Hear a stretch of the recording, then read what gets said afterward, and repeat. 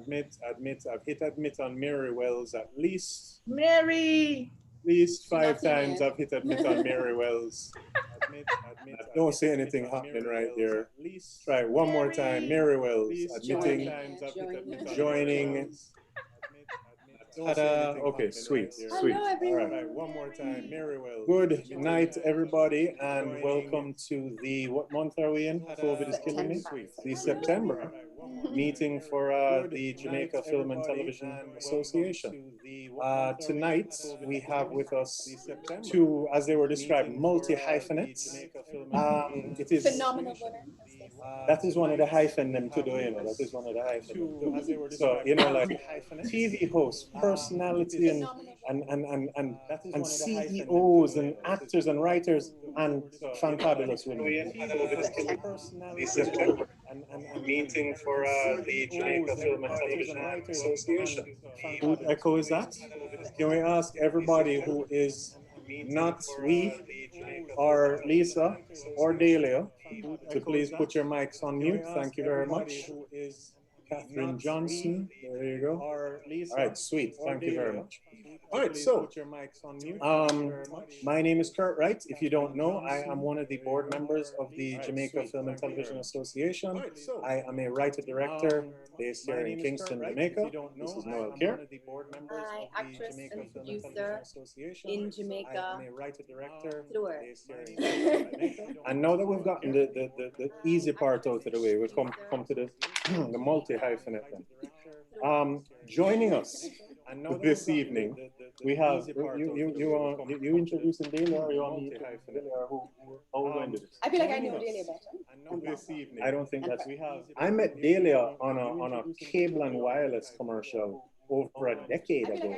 I met her out of the with Delia, CEO of DMH Productions Limited. Delia Harris has steadily made her mark as a writer, actress, producer, and director, mounting several award-winning and critically acclaimed theatre and television productions. Among them is Jamaica's #1 television drama, Ring Games, a multiple nominee and winner of Jamaica Actor Boy Awards. Her work in theatre has earned her a place in the Caribbean Hall of Fame, the Bigger High Achievers Award, as well as the Flair Magazine Distinguished Woman Award. She's the convener of the annual Jamaican Women in Theatre Festival. Delia has been a media practitioner for over 25 years. It's not you one can read here. Working in print, radio, and television. Her career began at Power 106 FM, where she produced entertainment and business programs, and also worked as a studio engineer. She then transitioned into a marketing career at the Gleaner Company as a senior account executive before heading to JBC, now Television Jamaica. And because she's fabulous, she continued to tackle diverse roles, including sportscast for both television and radio, later being promoted to senior producer for television sports, moving on to sports and special events marketing. The Jamaica Cultural Development Commission significantly benefited from her expertise as a marketing consultant to increase sponsorship revenues and market visibility. We're all going to pretend we didn't hear this stumble. When you see Delia, just get excited.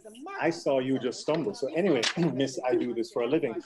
Delia presently co-hosts TVJ. I'm allowed to. Delia presently co-hosts TVJ's Smile Jamaica, it's morning time, and the popular afternoon radio program Two Live Crew on RJR 94 FM. She is also a stand-up comedian. With a first-class honors graduate from the University of the West Indies as well, just to top it off, with a double major in English and Media and Communications. Me and Delia the first class. Anyway, Delia holds a master's degree in communication for social and behavioral change. So that, I think that's it. All right. Anyway, mine is very that's the short. abbreviated version of the fabulosity. Right.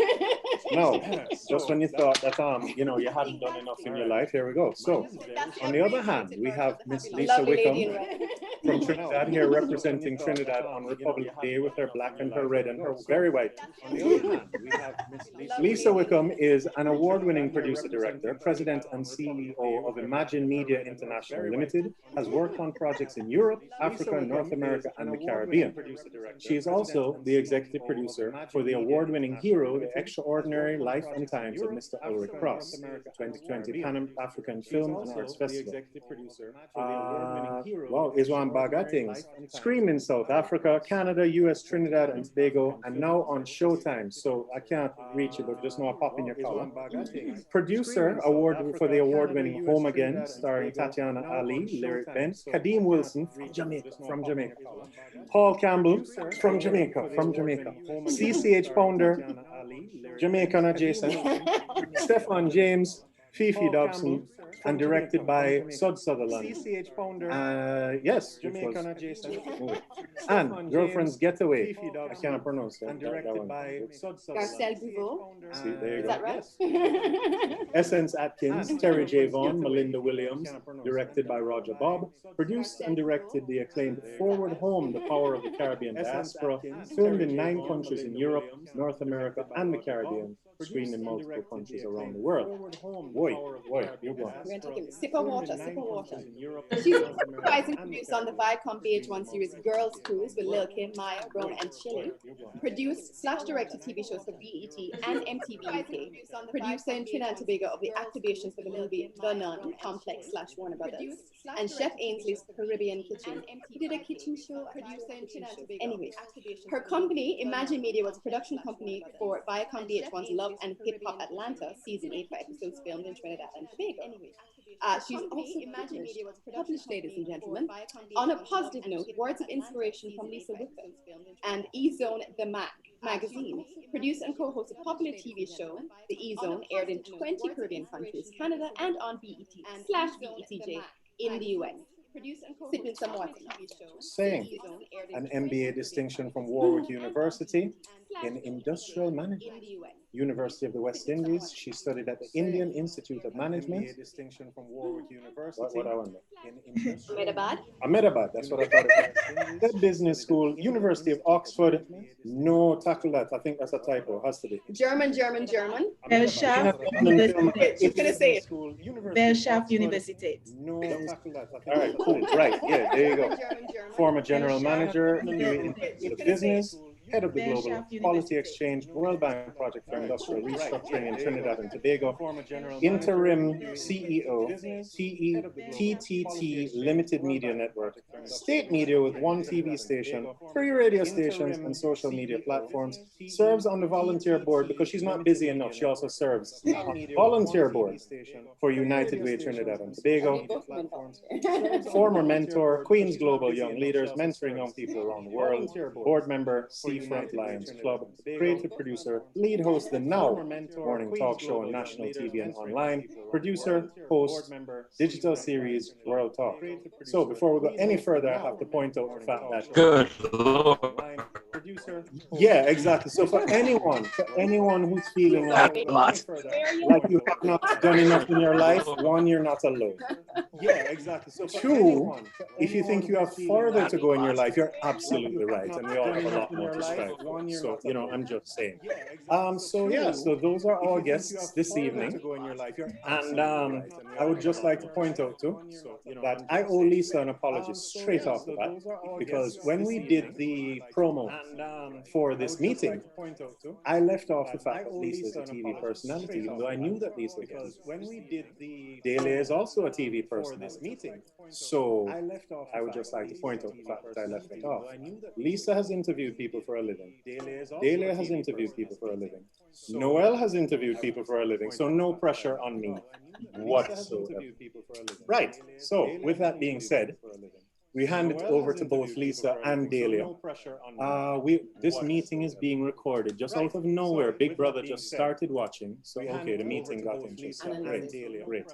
Lisa is Big Brother. So Lisa, Delia, quick summary. Can you just tell us a little bit about how you got started in the industry? What drew you into this madness? Lisa, Delia. Quick summary.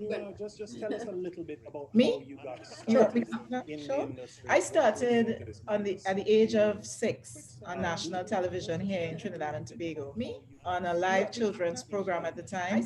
And so far, it's been the only live children's program. And I think that's why I love live television. So, like the live morning talk show, or anything that is, the energy of live. And I just continued, throughout my career from one television show presenting. And then eventually I just decided I wanted to produce and direct, to go behind the camera and also to own.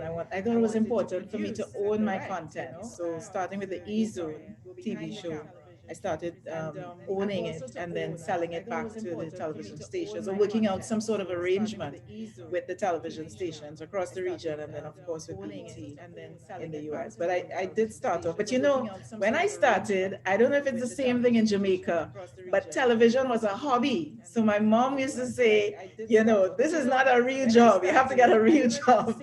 So I had to go to university and make sure that I lined up that real job. But around 1998, I decided that, what, the real job is going to be my business. So I've been operating my own companies since 1998, pretty much. So I'm not sure if I had a real job, if I have a real job as yet, but if you've been doing it long enough. Did you hear Yes, exactly. So I'm not sure if I think that sometimes the pay that comes out of working, so my parents are still under the impression that this is just a hobby. So I've been doing it for 15 years, but we're holding out hope that one day it will be a real job. Yes, exactly. And Delia? I got involved through sports. I used to play, and then I moved up to sports administration with the Volleyball Association. And then I was the team manager for the volleyball team. And they interviewed me, and they just said, would you be interested in doing sports broadcasting? And I was like, hey, sure. And that's how I got involved in TV. While I was on air, Jambiz put together a play, and they wanted to use not necessarily well-known actors, but who are popular people. And so because I was on TV, that's how I got to do commercial theater. And then once I started doing plays and so on, at one point, I was out of a job. Like Christmas, I come home, I never have no theater work because I made a decision, and I decided this project looks like it's going to go on more for me in terms of where I want to go. So I left a stage play, went to a television project, the television project crashed. I never have no work. I say no, something have to go be do. And I buckled down, wrote my own play, produced Judgment, and it just moved from there. Did that, decided that, with each achievement, you set another bar. And I decided that, this show I want to put on television because I want people to see the brand and promote it. And it went on television. People liked it. I said, I like it on TV, but it's not a TV show. It's a play on TV. So I wonder if I can encourage them to do something for TV. And so it's just been developing like that. So I wonder if I can encourage them to do real story for TV. And so it's just been developing like that. Kurt is on mute. I think he's on mute, yes. We should just continue chatting, right, Delia? It looks like he's on. Kurt is on mute. I think he's on mute, yes. But even today I said, someone, it depends on what you do in television. There are some people that will do some aspects and economically it's viable, and you can say, okay, that's my job, that's what I do with TV. But then there's other aspects that you do it, but it's seasonal. Maybe the budget's not so great because the audience numbers don't match up, and so you have to do other things as well. So there's a part of it that, yes, it can be the only thing that I do in life, but there's also a part of it that I wouldn't necessarily say hobby, but a supplementary career. For me now, I think of it as a lifestyle because I love what I do. and I don't see it as a job, as a task, right? I mean, you're correct. Sometimes you're really doing it more out of passion, as a passion project, as opposed to it being a big payday. And then you may have a project that is a big payday, and you're like, yeah. Yeah. But So for me, it's is really that what keeps you going? Is that what you like? Is it love for what you do and this, as you said, like lifestyle that you've chosen? Is it the yeah. love for it and the passion for it that keeps you going, or is there anything else, like something Well, additional? let me tell you something. So I was corporate. I did corporate, but I always stayed in media, and it was at one point the hobby, and now it's the life, right? But I remember Deepak Chopra. We had Deepak Chopra as a guest in Trinidad and Tobago years ago, and he said something in his book Seven Spiritual Laws of Success. What is your dharma? And your dharma is something that brings joy to the lives of others and also brings joy to your own life. So it's not something you do to please other people, or you're pleasing yourself and everyone else is miserable, right? So I figured out that my purpose in life, two things, definitely anything to do with creating media, television production, because I love it, and well, the audience loves it as well. And also developing people in that area. So, working with young people and helping them to come into their own reality. They grow and I enjoy it. So those two things for me, anything that has to do with that, then I'm signed on for that. And I see it as my purpose, and it's no longer a task or a chore. Anything that has to do with that, I And don't what know. about you, Delia? Like on those days where you're, searching behind Sovereign to pick out the cardboard box you're going to live out of, like, we've all been there in the creative industries. Like, what is it? What is it that keeps you going? Sovereign has some very nice cardboard boxes too, by the way. Yes. Yes, it does. We've all been there in the creative You know, industries. Like, what is it? What is it that Kirk had keeps this you going? discussion with Sovereign has somebody some very today, nice and I cardboard said to boxes too, them, by the way. I don't think people understand that the work is who we are. It really is an extension of your spirit.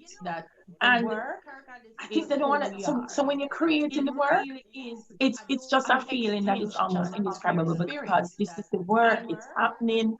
I tell them it's not like, I no disrespect to accountants. I was telling an accountant yesterday.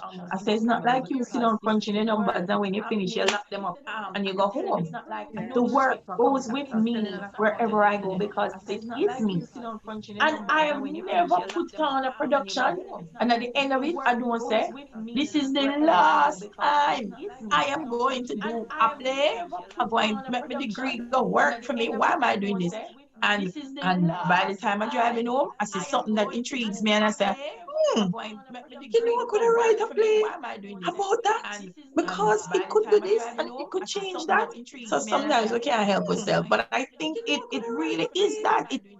It's you can't shut off yourself.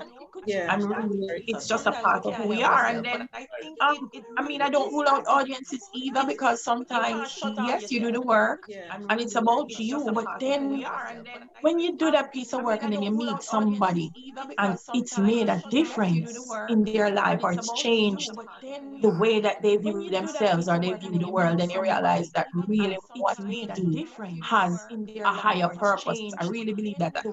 I say creative people gift you from their soul to yours.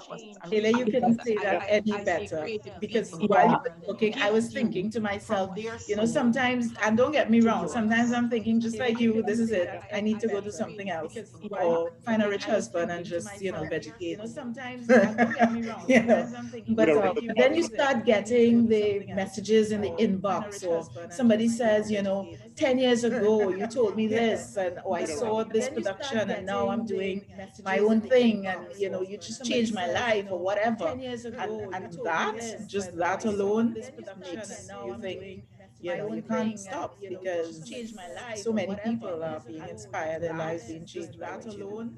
Yeah. Sorry, one sec. I'm seeing that on Facebook. Apparently, they're hearing an echo. As far as I can see, it's still only me, Delia, and Lisa whose mics are on. I would Facebook, use you my guys, headphones because it sometimes very well may not be you, Lisa. I don't know, but like, are we still? There's no. I know there's no echo in Zoom, but I'm just saying, are we good on? I think it's a Oh, connection. Connection. Okay. All right. Well, let's see. Lisa has in her headphones now.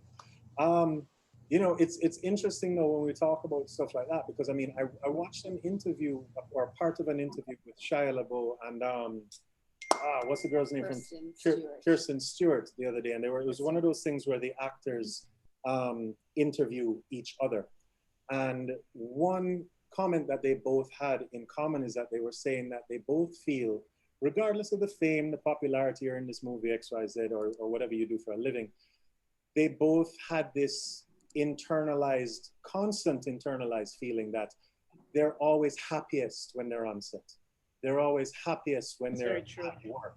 And I just found that it was something me personally, I really identified with that. I can't say that I walk around having a lot to complain about in my life, but at the same time, I know, and I don't know if it's the same for you guys, there's a palpable shift. No matter how you're nervous before the job start, no matter how hard the job is going to be, no matter how, you know, a client or an actor might be driving you mad, like you know you're about to go on set and there's just something about it that you feel like, as you said, Lisa, it's a part of you. It feels like this is where you belong, you know? So I mean, yeah. But with that being said, how do you guys prepare, like, you know, whether it's, you know, Smile Jamaica or the morning talk show, or it's a play, Dahlia, or it's a full-blown film or a documentary, Lisa, how do you guys prepare? Is there any difference between how you may prepare for, say, going on TV in the morning other than, yo, give me my coffee, give me my coffee? Is there any difference to how you prepare for, you know, telling Trinidad and Tobago good morning versus stepping onto a set with people like Rascasa? Ah!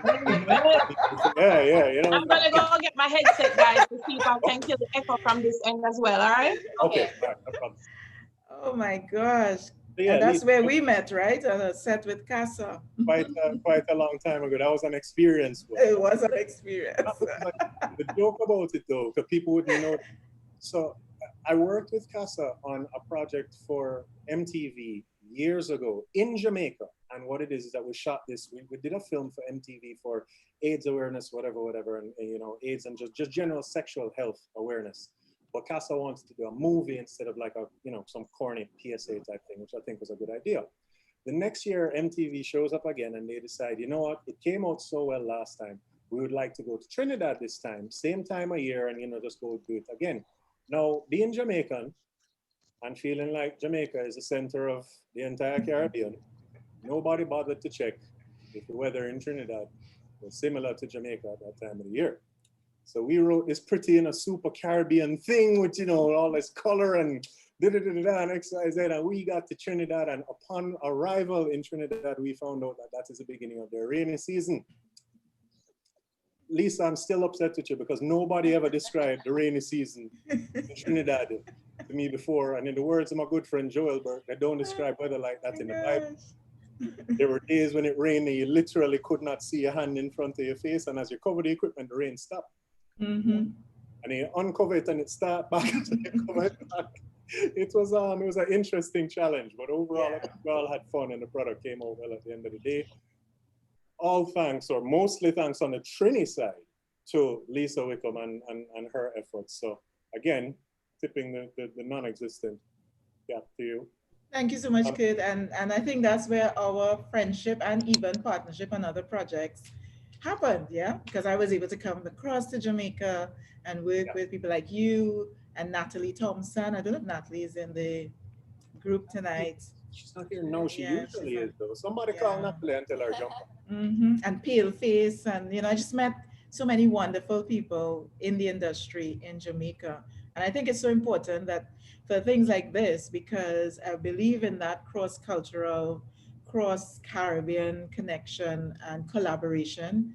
I think that's one of the ways that we can step, because we all have all successes, you know, Storm, and everyone's doing stuff and being successful. But I think when we come together as a region, because we have so many creative options and stories that we can tell, that is when we're going to just explode, you know? Absolutely. So, okay, so Dahlia is back, but again, so we've to follow up with the preparation now. So, oh yes, show versus a full-blown Sutherland flying in to come film movie and all these things? What's the difference for you personally?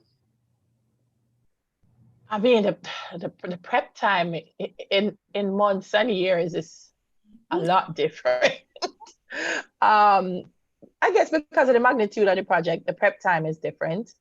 Um, I think in terms of the talk show, there are things that it is easier for you to manipulate if things go wrong. You can shift and change. And I mean, like we're doing Smile Jamaica and something technical happens and we lose a guest, we can put in a fun stop, we can play a video. And so the dynamism of it and the ability to shift and change it is easier. As you said, Kirk, if you reach down there and the rain start to fall and all of this script is about a sunny day, it's not as easy to manipulate. So the elements that you have to deal with, and many of them out of your control. I mean, I went to film somewhere, and when we went, didn't have a generator because we was doing something in our house and no electricity for the whole day. And we had pulled out a whole bag of people, and I'm like, oh, where's your man? So I feel like we have to have so much more all lined up. All the ducks have to be in a row when it comes to doing the film production. Whereas for the morning show, there's a little bit more flexibility. I get more sleep for that than when I do the production. I think I'm the opposite. I'm the opposite because I produce and present on the morning show, right? So what I introduced to the morning show is pre-production meetings. Don't ask me why, because now everybody has to be there for 5 o'clock. And in a pre-production meeting, but I really think it's important for the team to come together for synergy and for it to flow smoothly. So what I've set up is a monthly planning meeting, a quarterly planning meeting, pre-production meetings every single day, post-production meetings after every program, and then director meetings every 2 weeks so that the directors, because we have different directors they're synchronized. Because I think it's so what Delia said about planning. I think the more you put into planning before you go on screen, whether it's on TV or on the big screen, the smoother it runs on screen and the less time. And it becomes very important when you're doing a film or a project because it costs, right? So for example, if you go to lunch too early on these international productions, you have to pay the crew from the time you go to lunch, even if it's half an hour before or 5 minutes before, because it's that period. So you have to be able to plan to make your day, right? So the planning is so important. If I'm direct, and then it depends. So like if I'm in director mode, like you guys are not going to believe this, but I have to listen to dancehall, like blasting, like like in my car, and I'm listening to Cartel and Popcorn, and I'm just like, getting in that director mode, especially depending on, if it's a very in your face type of, content kind of thing, then I get into that. I have to just zone out, I remember Jamaican aggressiveness. No, well, I just love dancehall music, but I remember driving on set to direct this advertisement, and I had this, it was blasting all the music, and one of the agency reps said, you do understand that people can hear your music outside your car, right? Because I didn't realize. Like, but so in terms of me personally, that's how I would prep. So for the morning show, after the meetings, and I move from producer mode to talent, like presenter mode, then, whether it's music or just sometimes it's absolutely nothing. It's like zoning out and just breathing and mouth exercises. Even now I do mouth exercises, so. And then some days it's like, okay, this show is going to be chill and easy. So you just go on set, you just do the show because the experience, you draw from all the experience so I don't think it's any one particular way anymore because there's so many multiple roles that they're different hats, right? So depending on the project, I would bob and weave to suit. But I if anything is very important is that, because, I don't know if it's the same in Jamaica, but we tend to be sort of like driven by the adrenaline. I don't know if because of Carnival, like last minute, like you kind of excited to get these things, and they're like, why don't we start planning a year in advance, right? Yeah, but for me, I want to start planning for production if I can, like 3 months, 6 months in advance, if it's a, you know, so.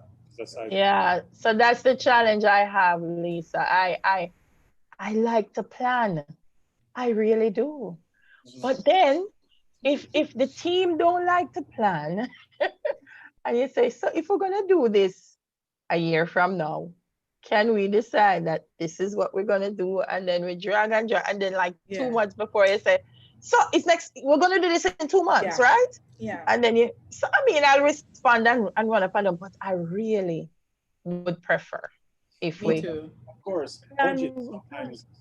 Of course, budget plays a big factor in that a lot of the times too. I mean, I don't know about Trinidad, have them oil money and everything, I don't know, but like, you know, budget a lot of times. We have coconut oil money. See, they. Yeah, but remember, oil prices dropping. So I don't know about oil money anymore. Maybe coconut oil money might be more useful to us right now. I'm going to go buy some stocks. But the thing is that I think, you know, sometimes if the budget unfortunately doesn't accommodate pre-production, you know, you find yourself doing the prep that you want or you need sort of out of pocket, because at the end of the day, it is your name on the production as well, you know, and unfortunately, I think in certain situations that comes into play more often than we would like. But I think if it's your project, so there's two things on that. Because for me now, if it's a project that is a client-based project, then I want to manage my time and my energy. So before, you know, you jump on a project, you're all excited and you're working, then the client pulls the project, you've done all this work and there's no money, no payment. So I think if it's a paid project, you work in sync with, you know, how the money is flowing. But if it's your project and you're championing this, I think it's worth to put in the energy and the time to make it the most excellent project it can be. And if that means you're doing pre-production for yourself, you know, or even starting to think how this project is going to roll out, it's worth it, because then you own the project. It's your project, so it makes sense. You know? But at the same time, I think we've all been in a situation where sometimes, we all know, sometimes the client kind of doesn't come through with the initial deposit for the budgets, and you're kind of waiting on that to do the prep, because until you get that, you're not sure, is the job on, is the job not on?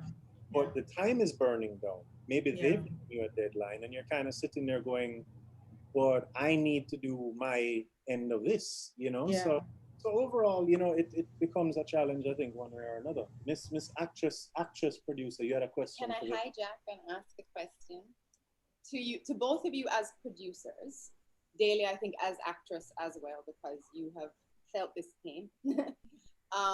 Just what do you think the landscape looks like for Caribbean actors in terms of getting fairly paid in the industry, and essentially whether commercials, TV shows, films, but finding a way to set an industry standard for actors and talent across the board? I know that there are things that are smaller budgets, so the money's just never going to be there, but if we can at least, you know, how do we build that space so that at least we know where we should be working and be working towards where we should be working?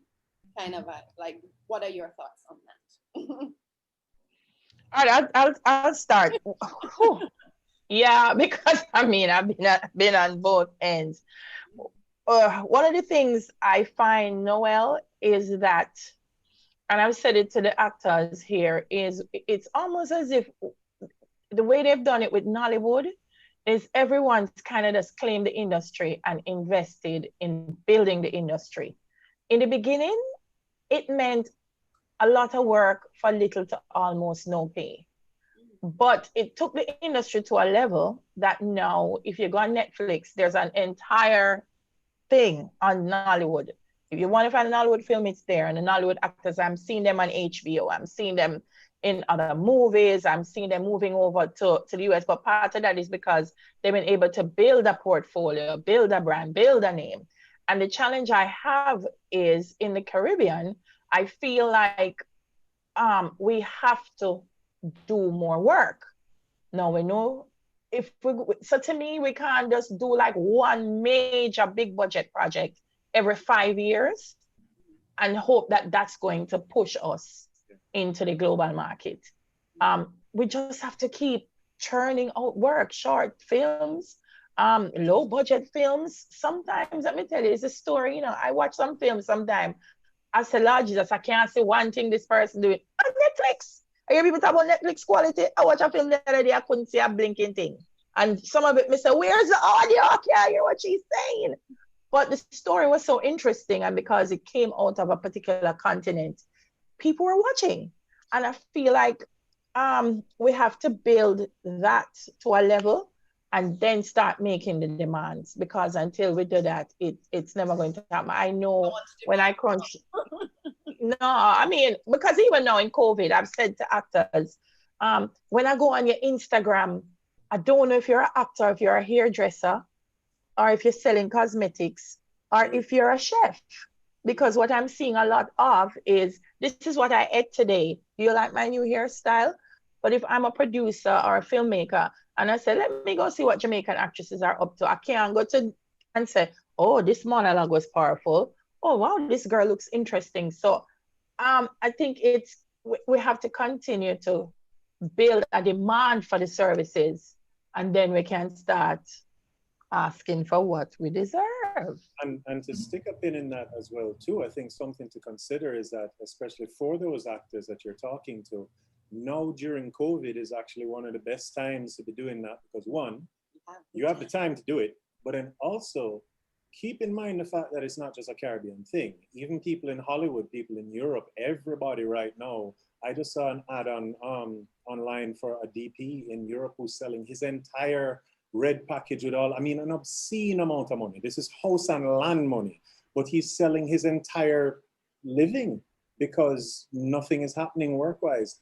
The reality is that these people are also having more time to spend on social media, having time to just, even if it's just an idle thing, flip through Facebook, flip through Instagram, and they happen to come across you. So it begins to put you into their mind, these people who are sitting around just like you are. So best to just make use of the time while they can't. Well, I can. I want to say this before Lisa comes in. Check how many Jamaican artists have completed and launched albums since COVID. Yeah. Mm-hmm. True. Yeah. Them say, well, we're not touring, we're going into studio. And everybody's coming out with an album. Everybody's coming out. So, you know, and at the end of all of this, they have the music that people would have been listening to and wanting to hear. So now they are already investing in touring, because they're building a catalog and a repertoire that will make them tour. So we now have to also look at how can we as actors create the kind of catalog and repertoire that's going to make us be the one that's in demand. Mm-hmm. What is the landscape like in Trinidad? So I agree with Delia about making yourself professional. So I think actors, whether it's for advertisements, films, whatever, they definitely need to have a professional portfolio and start building that professional portfolio, headshots and so on. And sometimes we do a casting call and you ask for, you know, send us your headshots, and it's a bathroom pic, you know, like a bathroom selfie. And I think it's very important that actors prepare, because internationally, even if you don't have an agent, you know, they're not even speaking to you. We're not there yet, but certainly we could start to sharpen our skills with how we present ourselves, not just on social media, but also in terms of our portfolios. I agree that there should be a minimum, and I also agree that that minimum should come, or maybe a sliding scale, so that we have professional actors who they have a body of work. And if we use them in anything that we're doing, I would fight for them with the agency or with, you know, an international client or so, and say, well, this person needs to be paid at a certain level because of their body of work. Even if you don't know them, we know that this is what they deserve. And when it comes to even background actors and so on, then there should be some respectable minimum. However, not just actors daily, I think even crew in the region, because I don't know if we have any Caribbean island that can deliver, let's say, 3A crews, have 3 big budget films at the same time. We're gonna be stepping over ourselves to find 3A crews at the same time. So therefore, there has to be a give and take, because if we're not able to deliver the same level of production value that production would get if they go to South Africa, they just land, or to the UK, Toronto, they just land and they can just start to produce because they have the right crews, then they can pay the top dollar for that. But if they're coming into a space where some people know it, some people doing it every 6 months or every 5 years, you get a production. So it's not at the top of, they're not at the top of their game internationally. So it might be okay for us in the region. Then you have to have a give and take. I think it's worthwhile to say that we should attract films that allow us to blend and train, so that what you don't get in money, you get in the training to become international, so that you can function on any production anywhere in the world. But let's get back to actors now, because I know you guys want to talk about that a little later on. But in terms of actors, at the University of Trinidad and Tobago, in the acting program, they actually have come together and put together a list which they send out to all the producers on a regular basis, which suggested rates. So they've sort of self-organizing, and they'll say, well, okay, these are the kind of rates that we would recommend for our actors in the school. So that's been a big shift, you know, instead of having people so just... actors took it upon themselves to sort of get together and do this? Through the university, because most of them go to the University of Trinidad and Tobago, and their program facilitates a list with recommended rates and so on. So if we are casting, we would go to their, well, the UTT, it's University of Trinidad and Tobago, UTT, we go there, and then we go to one or two other agencies that have organized, so they train and they also do casting, and they recommend what the fee should be for that person. But one thing I observed, you know, there's a difference working on Caribbean content and working on international content. And one thing I observed is the respect that actors get. So for example, you're doing an advertisement and I've had this experience where you have to cancel for rain, because it rains here for 6 months. And so people go home and they come back, but they're not paid for the day that they were there because there was a change. And in this international production, immediately they said, just tell the guys, go and come back tomorrow, we'll pay them for today. And everyone was like, what? You know, because, you know, we didn't do anything, we were just hanging around, you know. And that level of respect, I think, across the board, you know, we have to move away from trying to get away with a thing, you know, like, I don't have to pay them, so, you know. Yeah, I just say, to add to that, Lisa, that I think it's important in terms of the scope of the project as well, because I find that, I mean, a lot of the international projects come with a level of investment and projected income that gives them the kind of budget that will allow them to make those decisions. So in the Caribbean, we have to decide on, well, if I'm going to do a commercial, what's the scope of this project? And sometimes I think it really just comes down to communication. When you hire a talent, just be frank and say, listen, this is the scope of the project. And so these are the constraints, and then give them the opportunity to decide whether they want to do it. I agree with you. Because, you know, I've worked on projects where I've had to call my friends and say, guys, listen, we can't do, you know, so, but when you're dealing with agencies who have the budgets, let me tell you, they have the budgets, and the budgets need to be fairly distributed. It should not just remain with the agency and not the talent and the crew, you know. So we know where there are agencies who, let's say, might get $1 million to produce an ad, but they spend 400,000 on the ad, right? Yeah. That's what I'm talking about, because that's where the level of respect. But we know there are projects that the prices, the budget does not allow us to do stuff like this, and you know, it comes down to the rapport and all of that. But I just think that the idea of the days where, you know, the money remains at a certain level, and the guys like you, me, Kurt, Noel, or everyone who's in here, we're the ones who are producing the value that goes on the screen. That money needs to trickle down to the persons who are doing the work, right? And not just the brokers. Absolutely. I know that we do have a little problem of trying to get unionized in Jamaica, and many people don't want to pay the taxes, and therefore, you know, Okay. can't be unionized. It's a little difficult. But I mean, you're absolutely right, because if you don't set the standards at the end of the day, then it's going to forever turn into what is, you know, the thing in Jamaica, the $30,000 video man. You know, and it's like that's a lunch budget, a small lunch budget on like a decent music video. You know, so it's things like that. If we don't, sorry, yes, Adrian, if we don't set our own standards and allow ourselves a chance to create things that are of quality by doing, as Dania said too, doing more, you know what I mean? You do something, you look at everything you did wrong, you tell yourself you're not going to do that wrong again, you're going to make a whole new set of mistakes, and then you're going to make that set of mistakes, and then you know, so yeah, it's, hopefully we can find a way forward sooner than later.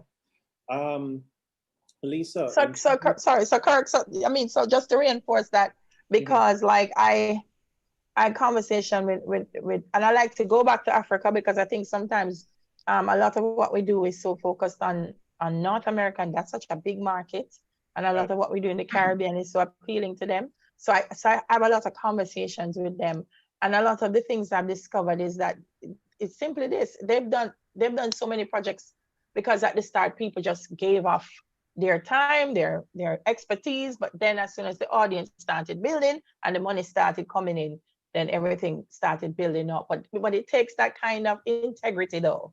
It takes that kind of integrity to say to someone, this is a long-term investment in your talent.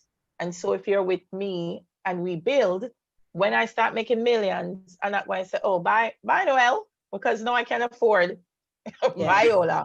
You know what I mean? I can afford Viola. Thank you, bye. Yeah. So it requires a kind of loyalty and integrity. Absolutely. Because I mean, let's be real. There's every person in this room has been paid in exposure bucks at some point in time, and we all know you play wagon, you die from exposure. Like that's all it's really good for sometimes.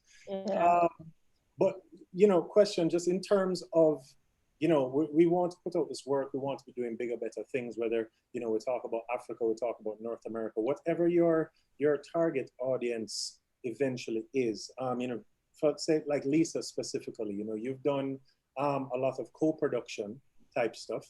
How do you have any advice on making the project, obviously in the putting together pre-production stages? Do you have any advice about making it more attractive to, well, two sets of people, I suppose, because not just the investors. Obviously, you want the investors, you want the money, you have to be able to go out, pitch this project and catch the money people's attention. But at the same time, you've done a film with, you know, like Lyric Bent, and, you know, like you had Jamaican actors coming over there, and you had Tatiana Ali, and that. How do you, you know, work out those sorts of things? How do you make it attractive to people outside just the local? Well, money attracts money. So Trinidad and Tobago has the rebate, which I think you guys know, right? Yes. Yeah. So that cash rebate is something that people find very attractive, because if they're going to get back 35 to 55% of them investment in the country, then they will go after where the money is, right? So up to 55.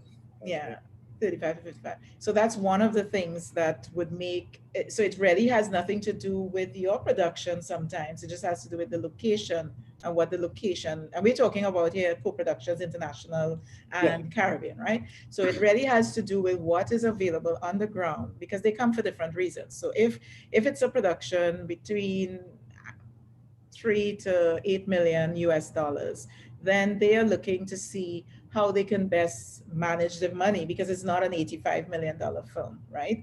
So in there, those productions are just as trying as if we were doing our $50,000 budget, you know, because they have a high actor fee to pay, but they also have crew, and so it comes down to really balancing the budget. So they're going to go to destinations where the production costs are low and they can get some level of incentive, whether it's through rebates or tax credits or so on. So that's one of the ways, lobbying your government, which we do as well, to make it more attractive for the international people to come. The second thing is co-production treaties that exist. So Trinidad and Tobago actually has no co-production treaties with anybody in the world, right? So so the rebate has to work.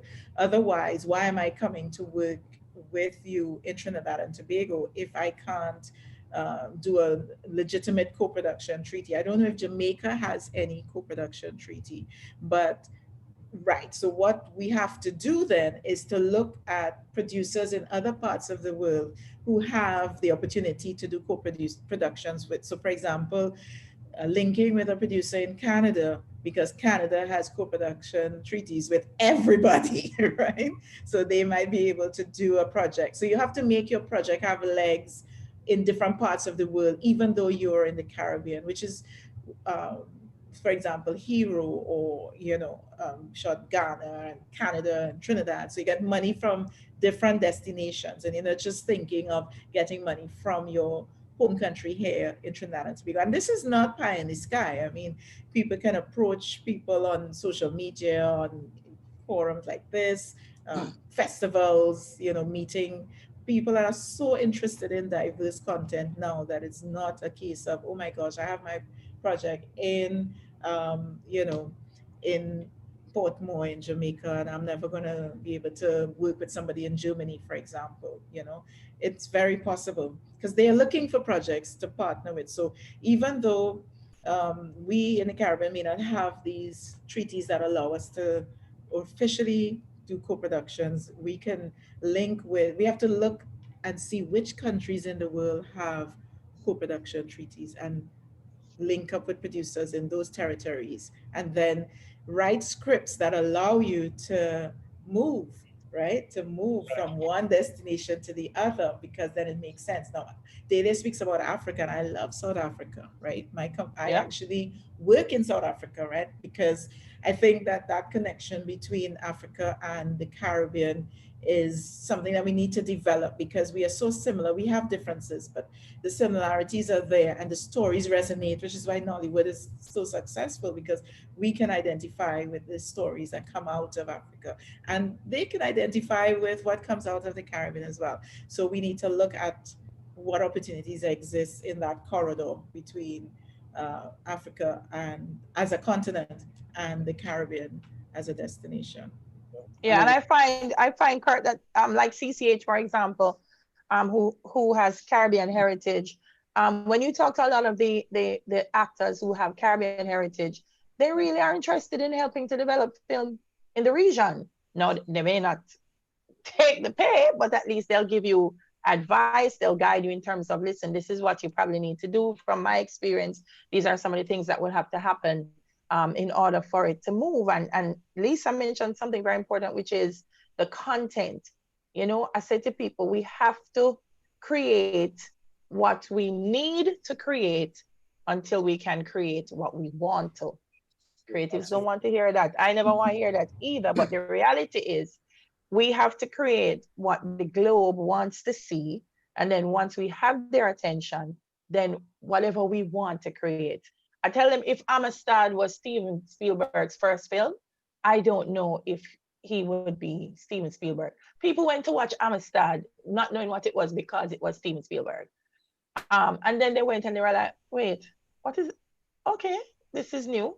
This is Steven Spielberg, all right. But Steven Spielberg had made such a name for himself out of sci-fi and everything else that, so I think that's one of the things we have to grab. The music out of the Caribbean is so huge.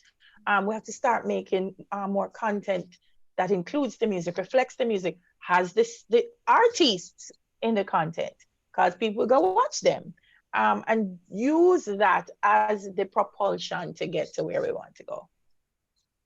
Yeah, and you guys have, the world is in love with Jamaican music, so that's something that you could build on and use as a story to kind of to balance both, where you work on stuff that means something to you, music, and also something that is palatable internationally, that people can say, okay, this makes sense. And then you have to look at comparables as well, because nothing really is new unless it really is new, and then it becomes mind-blowing, and then everybody goes down that train, right? So look and see what others have done with their China, you know, with their music, with whatever you have in your industry, in your local country. How it's a lot of research.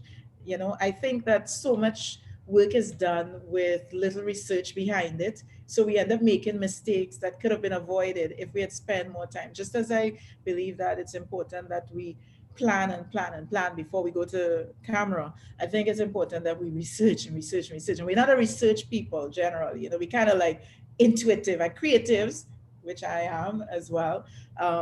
We thrive on our intuition, right? But we also have to make sure if we can't do it, have somebody on our team who is able to do that. They might not be the creative, but they might be the one to say, no, stop. I researched this and we're going in the wrong direction. You know, we should really be going this direction because it makes more sense and it will have more traction. And yeah. And sometimes that is one of the most important. It's not always the easiest thing to do. In fact, it's hardly ever the easiest thing to do. But finding people that you can, you know, bring onto your team. I'm not sure what the landscape is in Trinidad, but I mean, a few times I've heard out here, certain filmmakers are kind of cliquish and this, that, and the other. The reality, I think, though, it's not to say that that's not necessarily true in certain cases, but the reality is that if you are a director and you find an AD who was just a fantastic AD, why are you trying to call somebody else? Yeah. You know what I mean? You may hire a DOP for one project and you hire another one for a different project because you wanted a different type of style. That's always a thing. Yeah. But finding a good PA is always finding a good PA. Finding those people that, regardless of the role, they can delegate. There's nothing, and I know Noel is the same thing, there's nothing we love more when we are on set than being able to just say something to somebody and walk away and not worry about, Jesus, I told him to paint it red. Is he going to paint it like, like burgundy? Is he going, what kind of wine red is he going to? It's knowing that you already had the conversation, the person gets it and they are capable.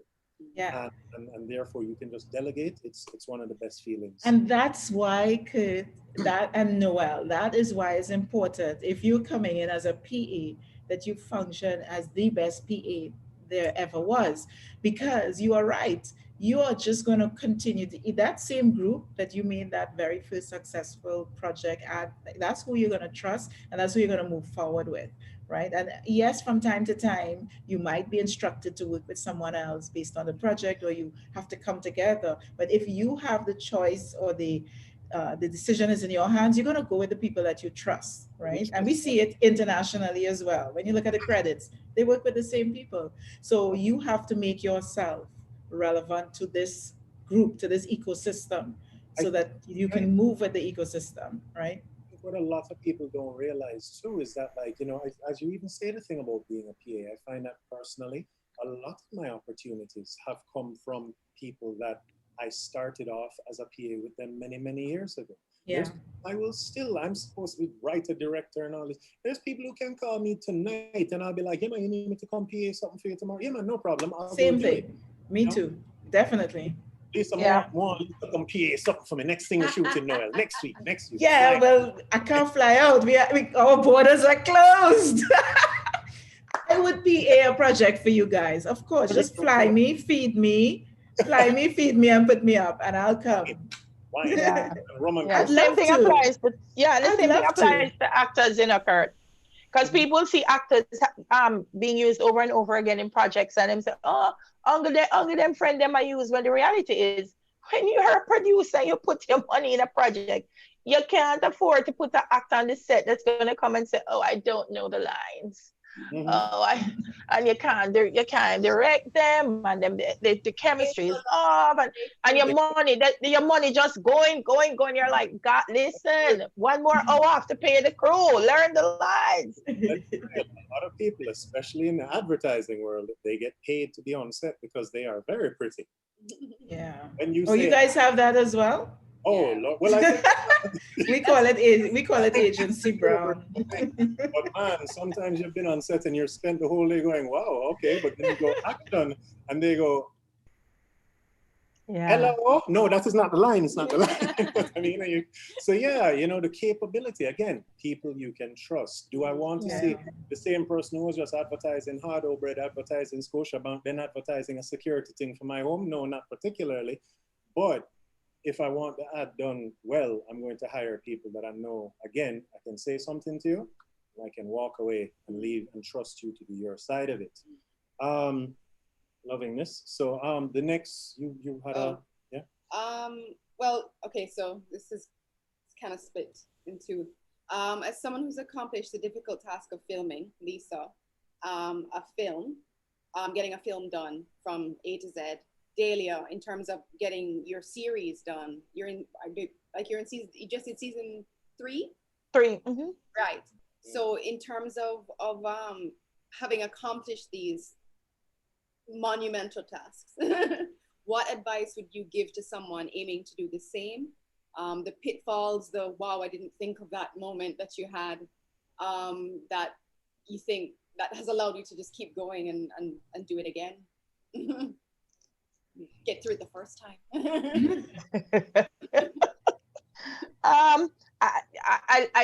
I'd say think long term.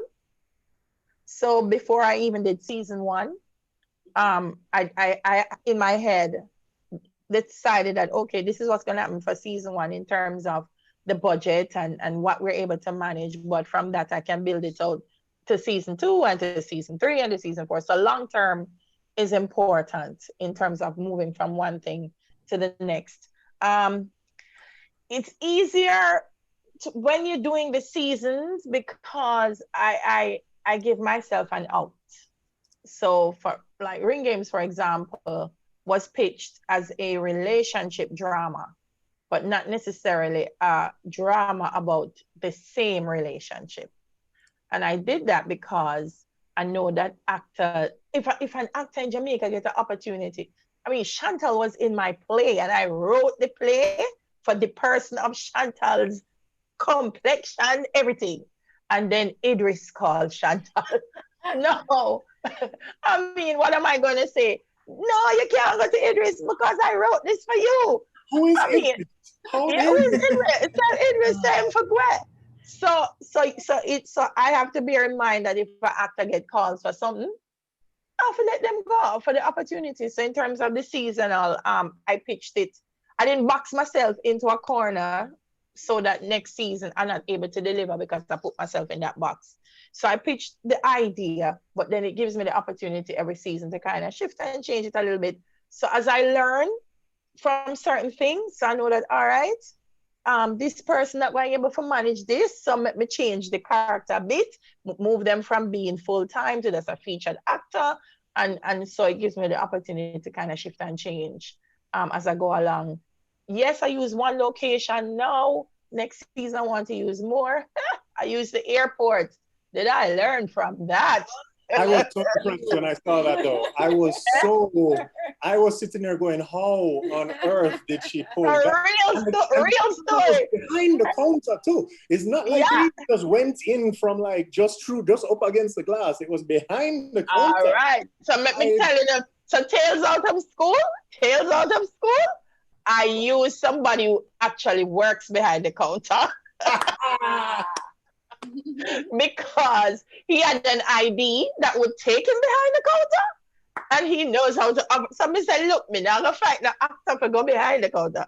The first class lounge, when I wrote them and I said, look, I want to come to the first class lounge, she said, if you get permission to come into the airport, of course you can use the first class lounge.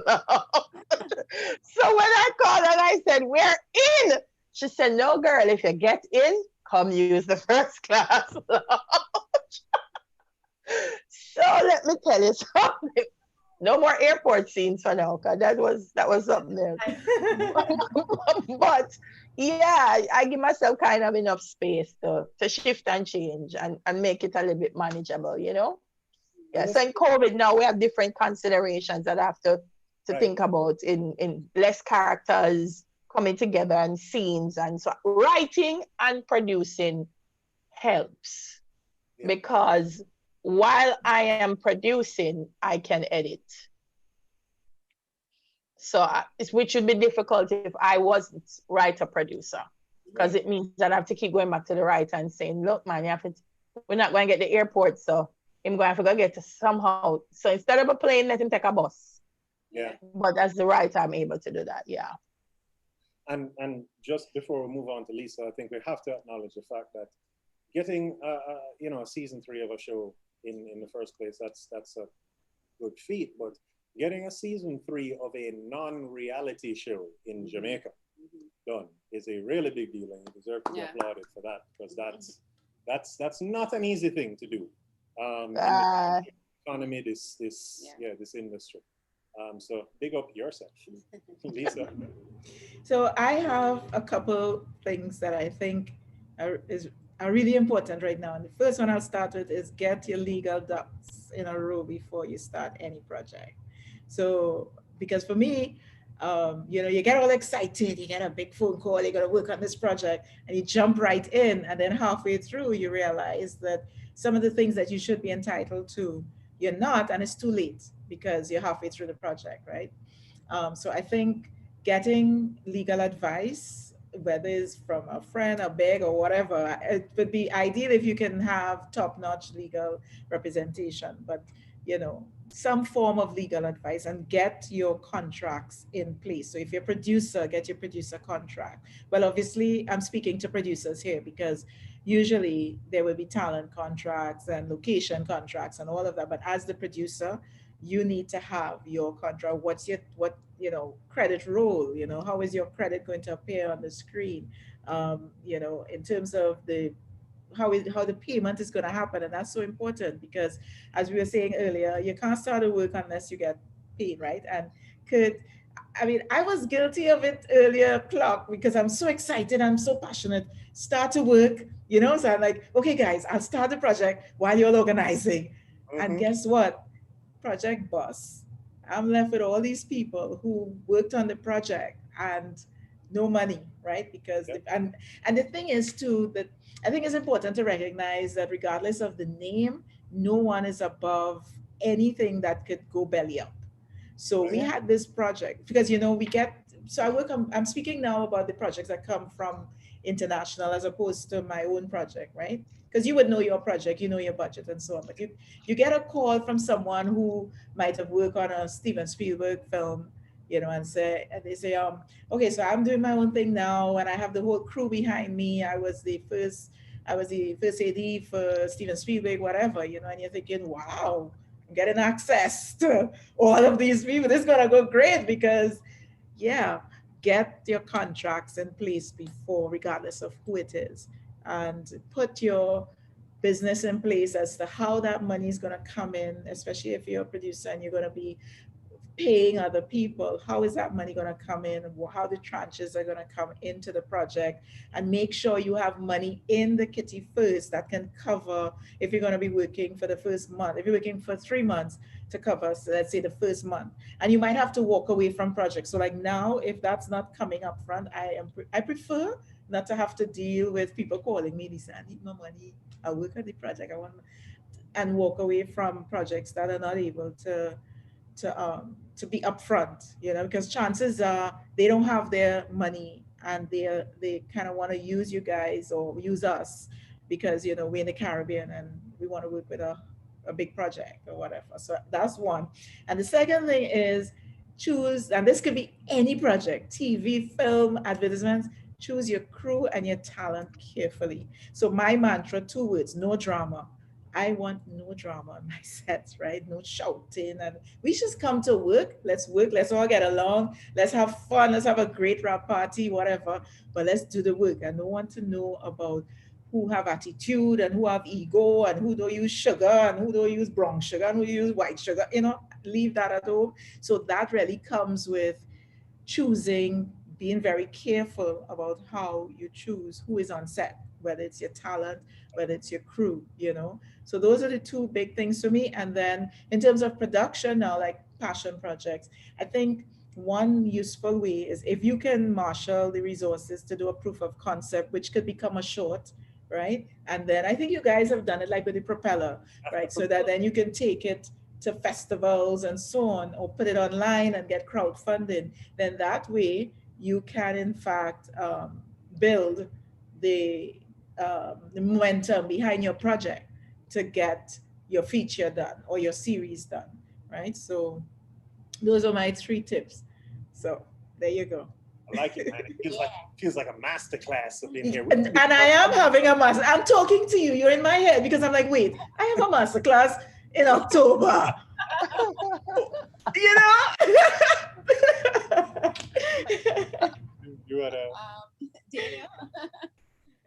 This one is kind of a little you focused because you're not just known as a TV host, you're director, producer, you're a talented writer, and you're an actor as well. Do you feel that the different hats that you wear that inform each other? And do you see this as positive / beneficial? Or do you feel like sometimes you almost get in the way of yourself kind of thing? No, I think it's absolutely beneficial because I feel like when actors get a good script and they get a character that they can sink their teeth in and become this person, and particularly when the dialogue flows, I think you get more out of an actor. I feel I get more out of me. And so when I write, I write with that in mind. I literally see the scene before I put it down on paper. So it makes it easy in terms of flow and what it is that you want to get out of them. My crew sometimes and I will talk about because I'll say, yes, I know the light went down, make the actor complete the scene. Unless it's very long and you have to do it over. But I find that's another thing when an actor is in a moment. Yes. Let them complete the moment. And then it's like, okay, we're going to take that again because you're going to get a better moment. When the actor in the middle of the moment, it's like, cut! Where was the sound? It's almost as if the actor has to reach so far, like, okay, I was about to cry, but don't cry again. All right, let me do that all over again. So, yeah, it helps a lot to understand. And I know sometimes as actors, the director and I realize so we're tired. Sir, because you're sitting down on your stool all day. I've been standing here from 8 o'clock. It is us. Some of us not. And we don't even bring it to set. I'm just You didn't bring it. Yes, I understand. But sometimes, I mean, a director and a producer will just go on and on and on and on, and not even, and the actor will be spent. And so that's something I try to be conscious of. That listen, we have to take a break. I might not be as kind to the crew who are watching now and saying it's really wicked day. Let's say so. Hi crew, love you. But for the actors, I'm a little bit more. Yeah, no, I would change out the actors and say, let's go to the other scene, and the cameraman them go, what you say? But yeah. Yeah, no, but it does help a lot to be able to understand everybody's role and function, and it affords me the insight to be respectful of what everybody brings to the table. How do you guys balance like when do you wear so many hats, and in a lot of ways in the Caribbean versions of these industries you have to when you want to get stuff done, and especially when you're just starting out. How do you know when you're spreading yourself too thin? How do you avoid? I know that we talked about finding the people that you can trust to collaborate with and sort of being able to delegate. But even so, the writer, director, DOP, you know what I mean? At what point do you kind of just, I mean, there's tons of things that you want to, me personally, I know there's tons of times where I do want to bring my director's chair to set. I've never had an opportunity to do it. It is right upstairs, and I've never, because I'm always the one directing or shooting, or I'm my own AD or something like that, where there's a budget, whatever. How do you, what's the warning sign? What's a red flag that goes off that you might be spreading yourself a little too thin? When diminishing returns set in, like when a product or project that you're working on starts to suffer and the qualities that you're accustomed delivering starts to suffer, then you have to check yourself, right? So what I do is I compartmentalize one. So I give time to this is what I'm doing now, so I don't do anything else. And I think about it for the morning show, because from the time we say 3, 2, 1, and the billboard starts, and so then I get into presenter mode. Good morning, true that today, all right. So, and I'm not thinking about producing at that point. But when we go to break, then I kind of go into what's going on for the next, so I kind of make sure that they don't overlap what I'm doing. If it's a project that's really big, then I shut down everything else. So if it's a massive film production or whatever, then I have to focus on just that. And, I would plan for that so that I don't have cross threading. But if it's projects that I could do multitask, different projects at the same time, then I just also, you have to surround yourself with the right people, right? Your ego has to be able to take people who are brighter than you, who are better than you in many different ways. Otherwise, you're not going to be able to deliver excellence, because you're so, the insecurities are there. So if you have really strong people, like, can I just shout out, I'm seeing from Trinidad and Tobago, Victoria Gurvotur. She has a big flower on, and she's one of those people that she's like graphic design and editor, and oh my gosh, she's like amazing. So yeah, she's part of. I would work with her all the time, because I know that, I can. It makes the process faster because you have strong people working with you, and you can just, as you said, you could just walk away and know that that's going to happen, right? It's going to be successful. So for me, that works. And then sometimes I just have to zone out. So sometimes I have to get like 15 hours sleep and just re-energize, because when you get in 4 hours sleep all the time, right? Then I just, phone is on silent, and I am gone for 15 hours, and I'm knocked out for 15 hours, and then I start over again. And um, I need multiple stimulation to be able to function. So that's why I'm like doing all these different things. I think Yeah. I heard something years ago, and I've always thought it was so true, that when, in terms of, as you're talking about collaboration and not spreading yourself too thin, hiring people who are smarter than you.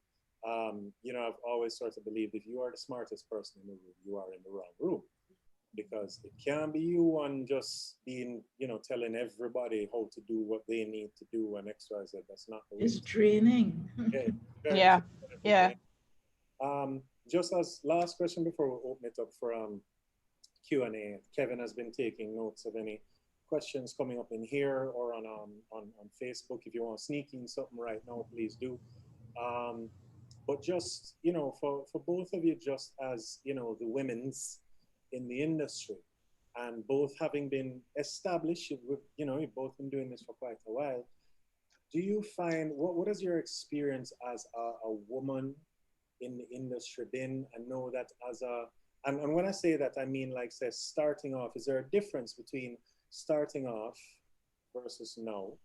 There may be a slight difference being a woman of color in the Caribbean versus, say, being a woman of color in say, LA, in the same sort of position or whatever, or Europe. What has your experience been like when it comes to just what's been the arc of what's your story arc of your experience so far as a lady, as a boss chick? There you go. It has its pros. Yeah, no, it has its pros and cons. I feel like sometimes the men think, oh my God, is a woman, so she don't know this technical thing, or she's not gonna understand this.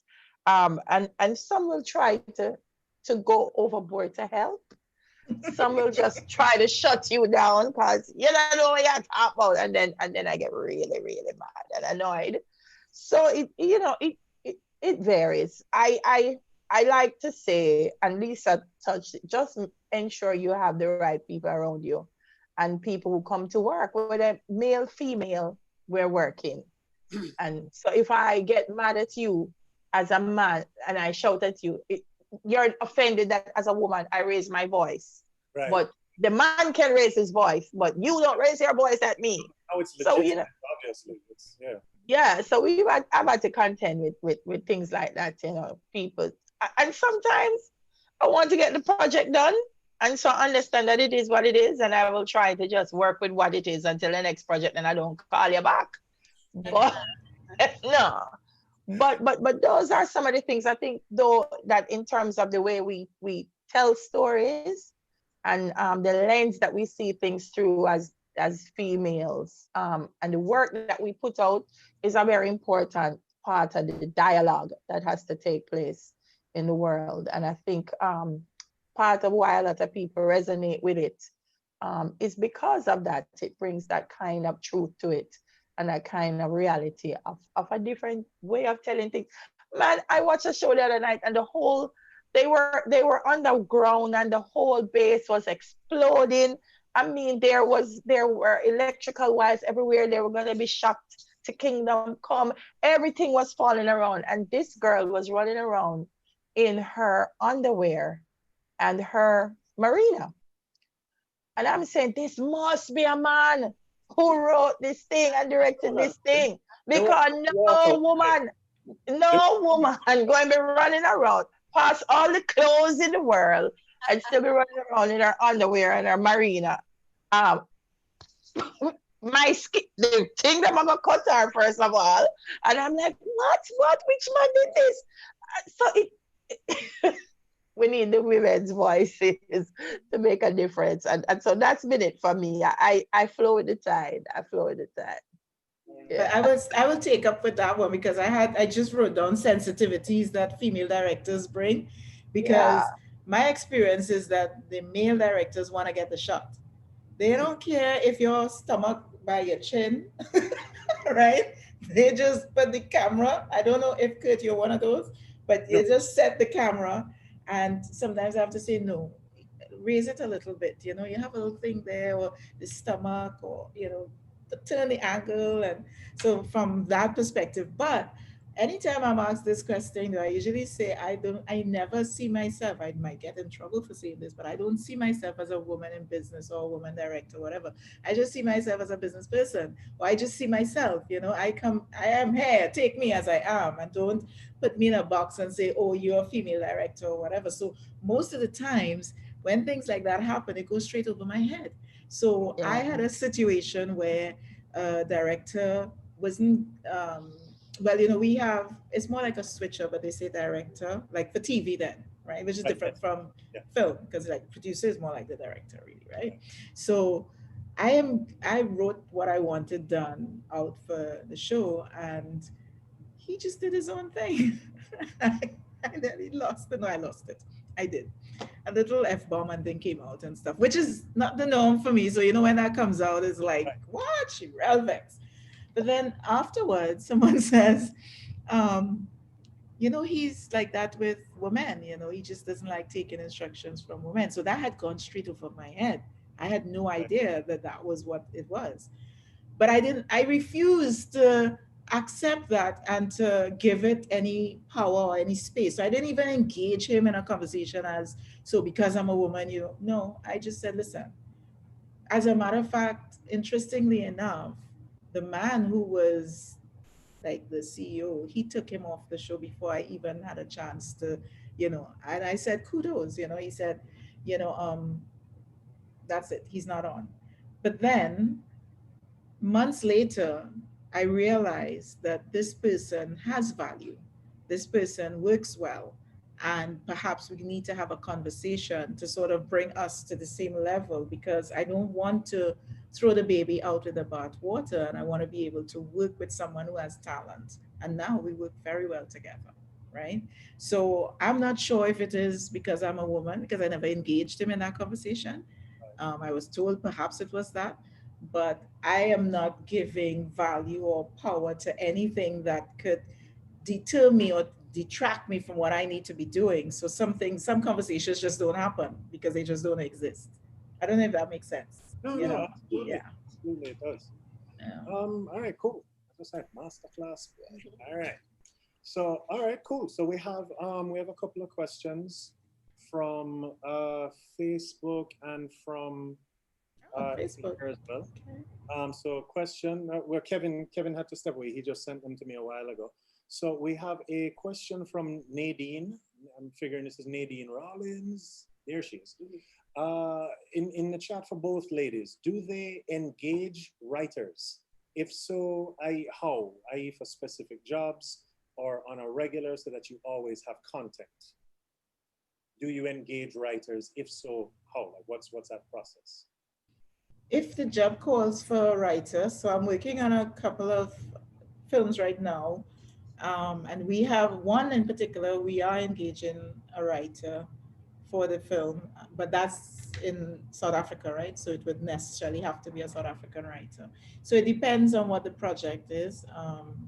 Sometimes I work with who is in the team. So I have another project that I'm working on, and because of the story, I wanted to come from, because it's a true story, I wanted to come from the camp that birthed the story. So it depends, you know, if there's a project that requires, most of the times commercial projects are the ones that I would hire writers for, if, you know, if it's for like a short term. So I don't know when you say writer, if you're talking about writing for advertisements or writing for a film or you know, that kind of thing. Once you're typing something out and being paid for it, I mean, yeah. But sure, yes. So I have hired writers before, and now with the different types of projects that I'm working on, it just depends on the nature of the project. And how I engage them is really based on the project, and also referral. Because I'm so careful as to how I choose people to work with me, the referrals are so important. So if someone says, don't touch that person, their problems, they're too dramatic, whatever, then I wouldn't even look at you, because, and that's so important. It's so important how our legacy in the industry, because people really go through word of mouth, and if you create problems on someone's production, it's gonna follow you for a little bit, you know. And in fairness, if I think that someone is really talented and their work is great, I may also double check to make sure that someone's not just blackballing somebody because of some interpersonal conflict. So you have to be conscious of that. There's so many things you have to be conscious of as a producer, that, you know, you're being fair to everyone involved. So yeah. And the best way would be, I think, would be to through the website, Imagine Media's website, and we would keep a database so that when we need to, we can go by, whether it's through casting or whatever position, crew or whatever. So. Yeah, it's a tough one. I have tried. I mean, I put out a call for writers, maybe 2 people responded. And then afterwards I'd see people and say, oh, you don't want to use writers. And I said, yeah, but so I find that sometimes the writers, they want to write what they want to write, and then you should produce what they want to write. Right. And it's not so much a case of, okay, I'm working on a project. Can you work with me in terms of being a writer? Right. So they'll send scripts and say, I've written this. Can you produce this? As opposed to, you know, this is a project that I want to do. Come and work with me on the project. I find that some of our writers need to be a little bit more flexible. So I'll say maybe I'm war torn, so I haven't done as much, but they'll write and then I'll say, okay, nice story, but can you adjust here or adjust there? No, but that's the best part of the story. What are you saying? And then maybe after like 15 minutes of going back and forth on a script, I make a decision on whether or not this is going to be my life for the next year of going back and forth. So to be honest, I'd say no. But I'm not averse to it. I mean, I really don't want to have to write everything that I do. I want to be able to go on a set and just produce sometimes and say, yes, that's all I'm gonna do. So yeah, let's see if it works going forward. Something to keep in mind, especially when we talk about something like a ring games. You know, people who have never done it don't realize how draining it is to write, you know, 6, 8, 10, 13 episodes or something by yourself, even if that is, you know, even if it's a half an hour thing, it's a 30-page script each or 25-page script each. It's not something that you normally would willingly sit down and just want to do. In fact, it's frowned upon in like, you know, the first world industry then. But the problem as well, though, is that because we have such a fledgling industry, a lot of people also don't realize, first of all, be careful how you slap the name right up on your thing when, you know, you've written one script and, you know, your mom thought it was cool. Yes, you did write something, indeed. But at the same time, we also have to recognize that shows have showrunners for a reason. So speaking to you, talking about a writer sending in their thing to then, you know, oh, but I don't want changes. No, but you're giving input into someone else's show. This is not your show. You have been brought in, and yes, there can be collaborations, and there should be collaborations.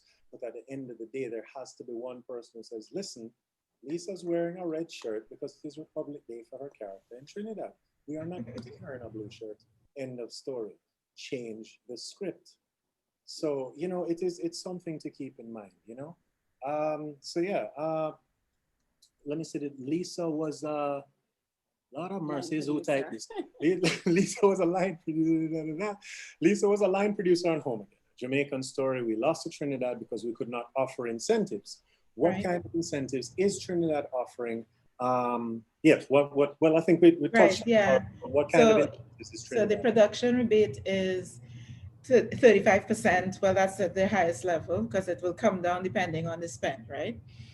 So 35%, and then with 20% Philip for crew. So if you use local crew, then you can claim 55% on the crew. As I recall, I mean, I do remember that Suds and Jennifer Holness. Well, yeah. Yeah, they had Holness Sutherland. Yes, right. They had originally approached Jamaica, and in a way, I mean, we kind of shot ourselves in the foot because we still don't necessarily. Annalisa, our president, is reminding me that we do have a co-production treaty with the UK.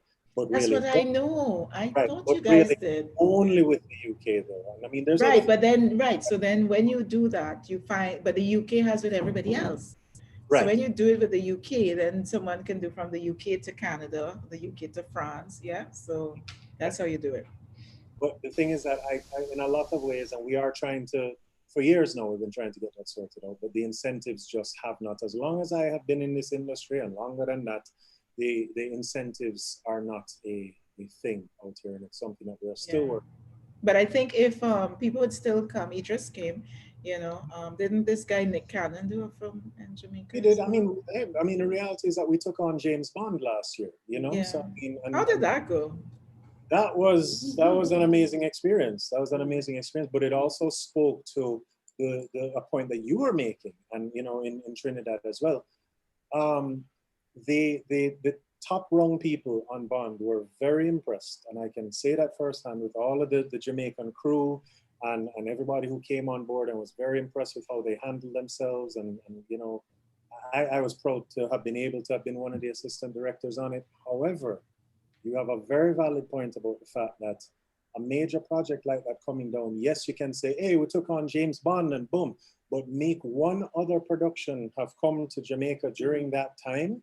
Yeah. It's not to say that there was no one left, but I mean, pretty much. Very thin. A pretty big chunk of our industry. And then the other thing too is, out of how many people, how many lines did they hire on the ground, right? Yeah, exactly.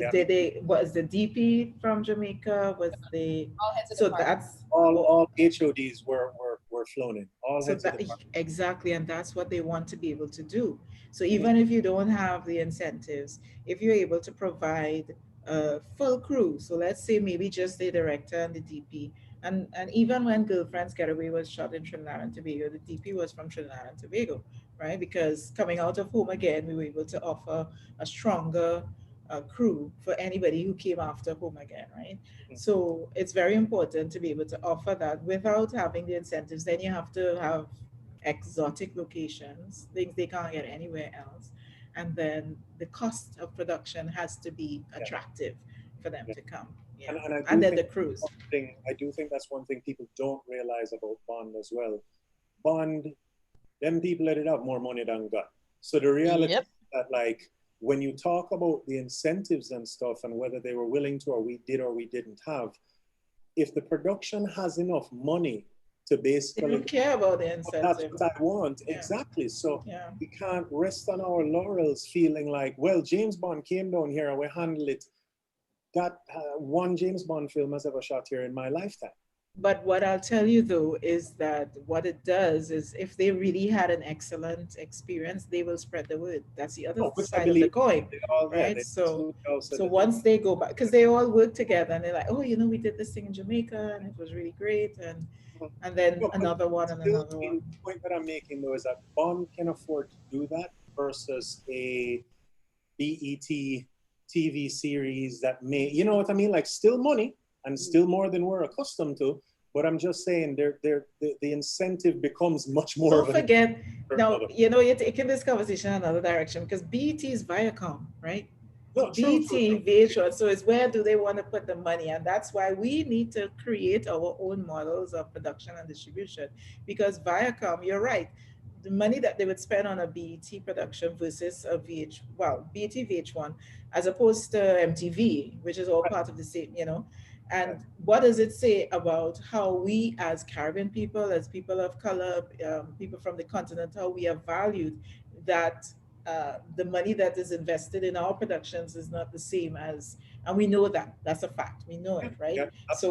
So I come back to the whole point of collaboration among ourselves so that we can build content and data and crews, and so that we can push out because that's what Nigeria did, right? Yeah, that's exactly what Nigeria did.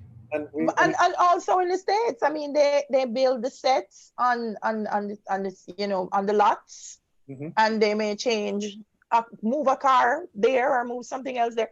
I've seen sci-fi movies where in Tremor, the worm in Tremor is the worm that I saw in The Hobbit, and it's I'm looking at the worm and say, hold on, isn't this the same worm, but it probably does have a different color?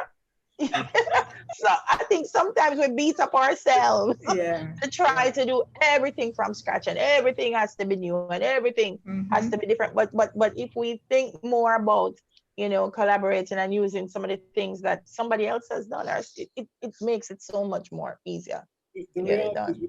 But I also wanted to say, Kurt, in terms of the agreements, why sometimes I think Jafta just go and take up the phone and call some of the embassies. Yeah. No, it may sound weird, but listen, some of our Jamaican dancers, like it took me a while to understand that Jamaican dancers were going to Russia every month to teach dance hall in Russia. Yeah. And that was just going to the Russian embassy and saying to them, we want to go to Russia. We've had requests. And so the ambassador could say to me, oh no, you know, we have a cooperation with, but it was directly with the dancers and not so much with the ministry. To say we have a contract agreement to send dancers. So I find that we have kind of an informal setup. Dale, I didn't say this, but call the embassies and say, listen, we're the film people. We want to do some things. I had an interesting discussion with the former South African High Commissioner, for example. And I said, listen, cricket is something that is so huge in South Africa and so huge here that we must find a way that we can come together and do some kind of film about cricket. The Caribbean tour of South Africa, that's still a problem for many. You know, that Rebel tour that Rebel tour make an awesome film. And that's just calling them. And he was really interested in the idea. I know for a fact that somebody was trying to develop something on that exact, not to get off topic, but it's just somebody a couple of years ago did ask me to review a script based on that. And it wasn't a local person either. That's the thing. So, you know, stuff like that. I think, you know, again, though, the dancers going to the embassy, the Trini students going to the university, there is a certain degree of initiative that needs to be taken at certain points. But we have a comment from Danae Grandison saying, you know, but what about the independent films that can't attract the finances without incentives? It's also a valid point, you know, and it's one of the many reasons why the incentives are so important. No spoilers, but again, you know, coming back to Bond real quick, there's a scene in Bond that was shot here in Jamaica that when you talked about building sets, like that triggered something, because they said it flat out. They could have built this set. They could have shot somebody walking into something in Jamaica and then shot the whole thing in England on a set and just basically hired some people who look like Jamaicans and, you know, basically done the scene up there and saved themselves some money. they had the option not to. They had the choice, they had the money to be able to go, we're here, let's do it. Stuff's already been put up, let's just get it done. Not everybody has that option, and it is why the incentives are always so important. Yeah, and I think for Bond as well, the history of Jamaica and Bond fit into the marketing of this film. And it was because I was like an entire season of Outlander that was set in Jamaica, filmed in South Africa. Absolutely. But people also don't realize that Barbara Broccoli, who is one of the biggest people in the industry, is a massive, massive fan of Jamaica. And she is one of the people behind the money. So if Barbara Broccoli says, listen, I want to spend $100 and take this thing to Jamaica, and it really only going to be 10, 15 minutes of the movie, but it's going to cost $100, and everyone goes, Barbara, we could do this in England for 10, and she goes, but I want it done in Jamaica for 100 because I want it done in Jamaica. Yeah. It's going to happen in Jamaica, you know? So yeah, we have to keep pushing, you know. Jamaica and Trinidad. Well, Trinidad already don't have them incentives, but them bump down now to coconut oil money. So you know those incentives might not be around for much longer. send them in our direction when you're done using them. That's, you know. And remember, I'll be a PA. Don't forget. We'll always be your backup. We have a couple of others, but I feel like they have been. It's about, you know, the acting. You know, the flip to the coin we were talking about, hiring actors that you can depend on, and the cliquishness versus just hiring people who you know will do it. You know, it was said that the flip to the coin is actors who really are reliable and talented in their acting skill, but can't break into what feels like a closed off film and theater industry. I would say that right now during COVID, everything feels very closed off. But it's never normally an easy thing regardless. Yeah, but Kurt, sometimes I see people and they say, oh, Daly, I want to be in your show. And I say, okay, what have you done? Me did something at church, or me did something here, me did something there.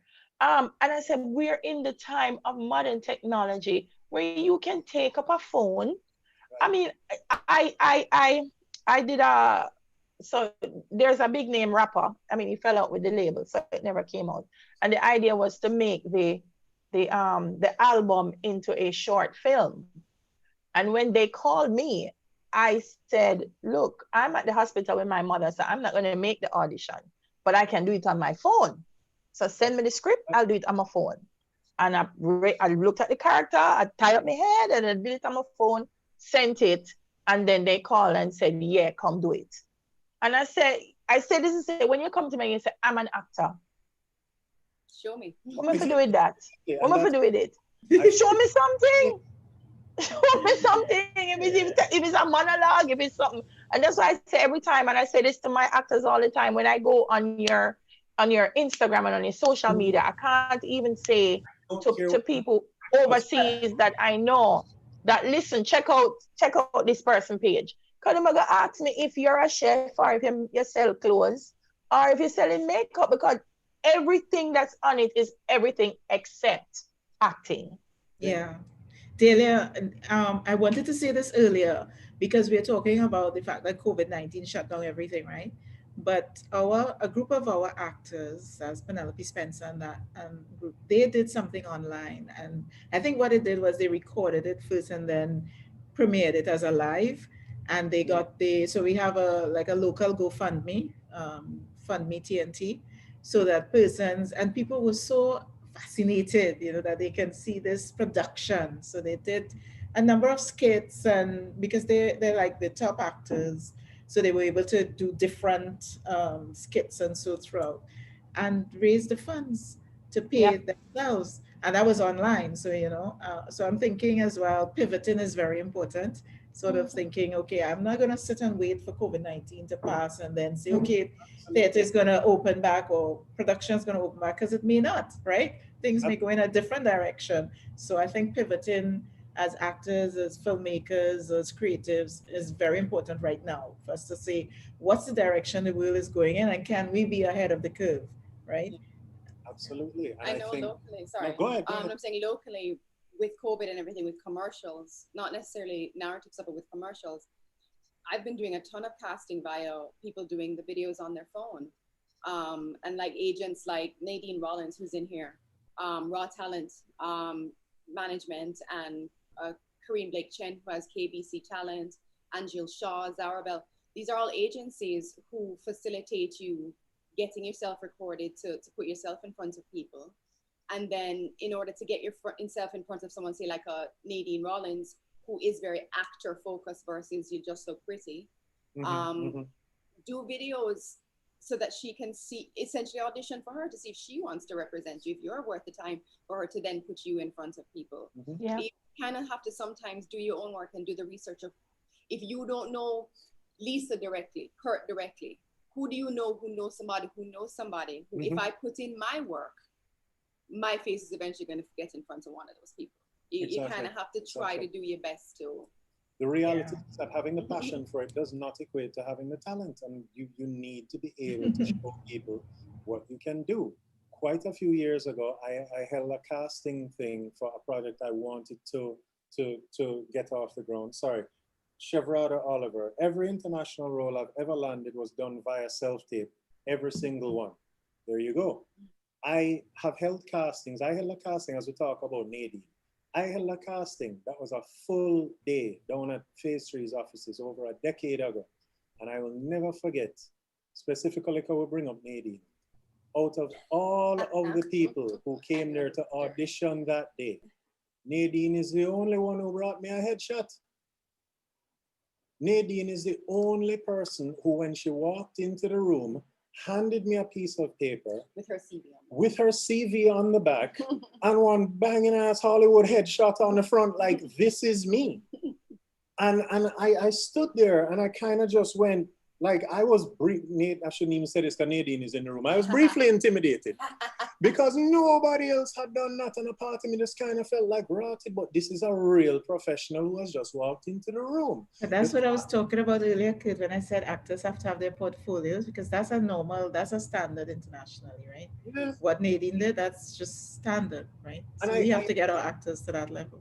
I understand the fact that not everybody will have access to somebody who can take some fantastic headshot, but the reality of the situation is that this is not acceptable, and you would not believe the amount of times you ask for, obviously you want to see what the people look like. Give me a headshot, give me a waist to head top, and you get this thing from inside of them bathroom. Or sunglasses. Or sunglasses. I don't care about your Facebook profile, bro. Like it's you know, so yeah, you know, you have to put in the work. COVID is a good time. It's depressing sometimes. It is depressing for some, but at the same time, it is also an opportunity to, as you said, you know, pull up, pivot, get some stuff done, do some different things, put yourself out there, because people who shoot, people who write, people who produce are also dying to get back to work, and you never know who you will be catching the attention of during this point in time.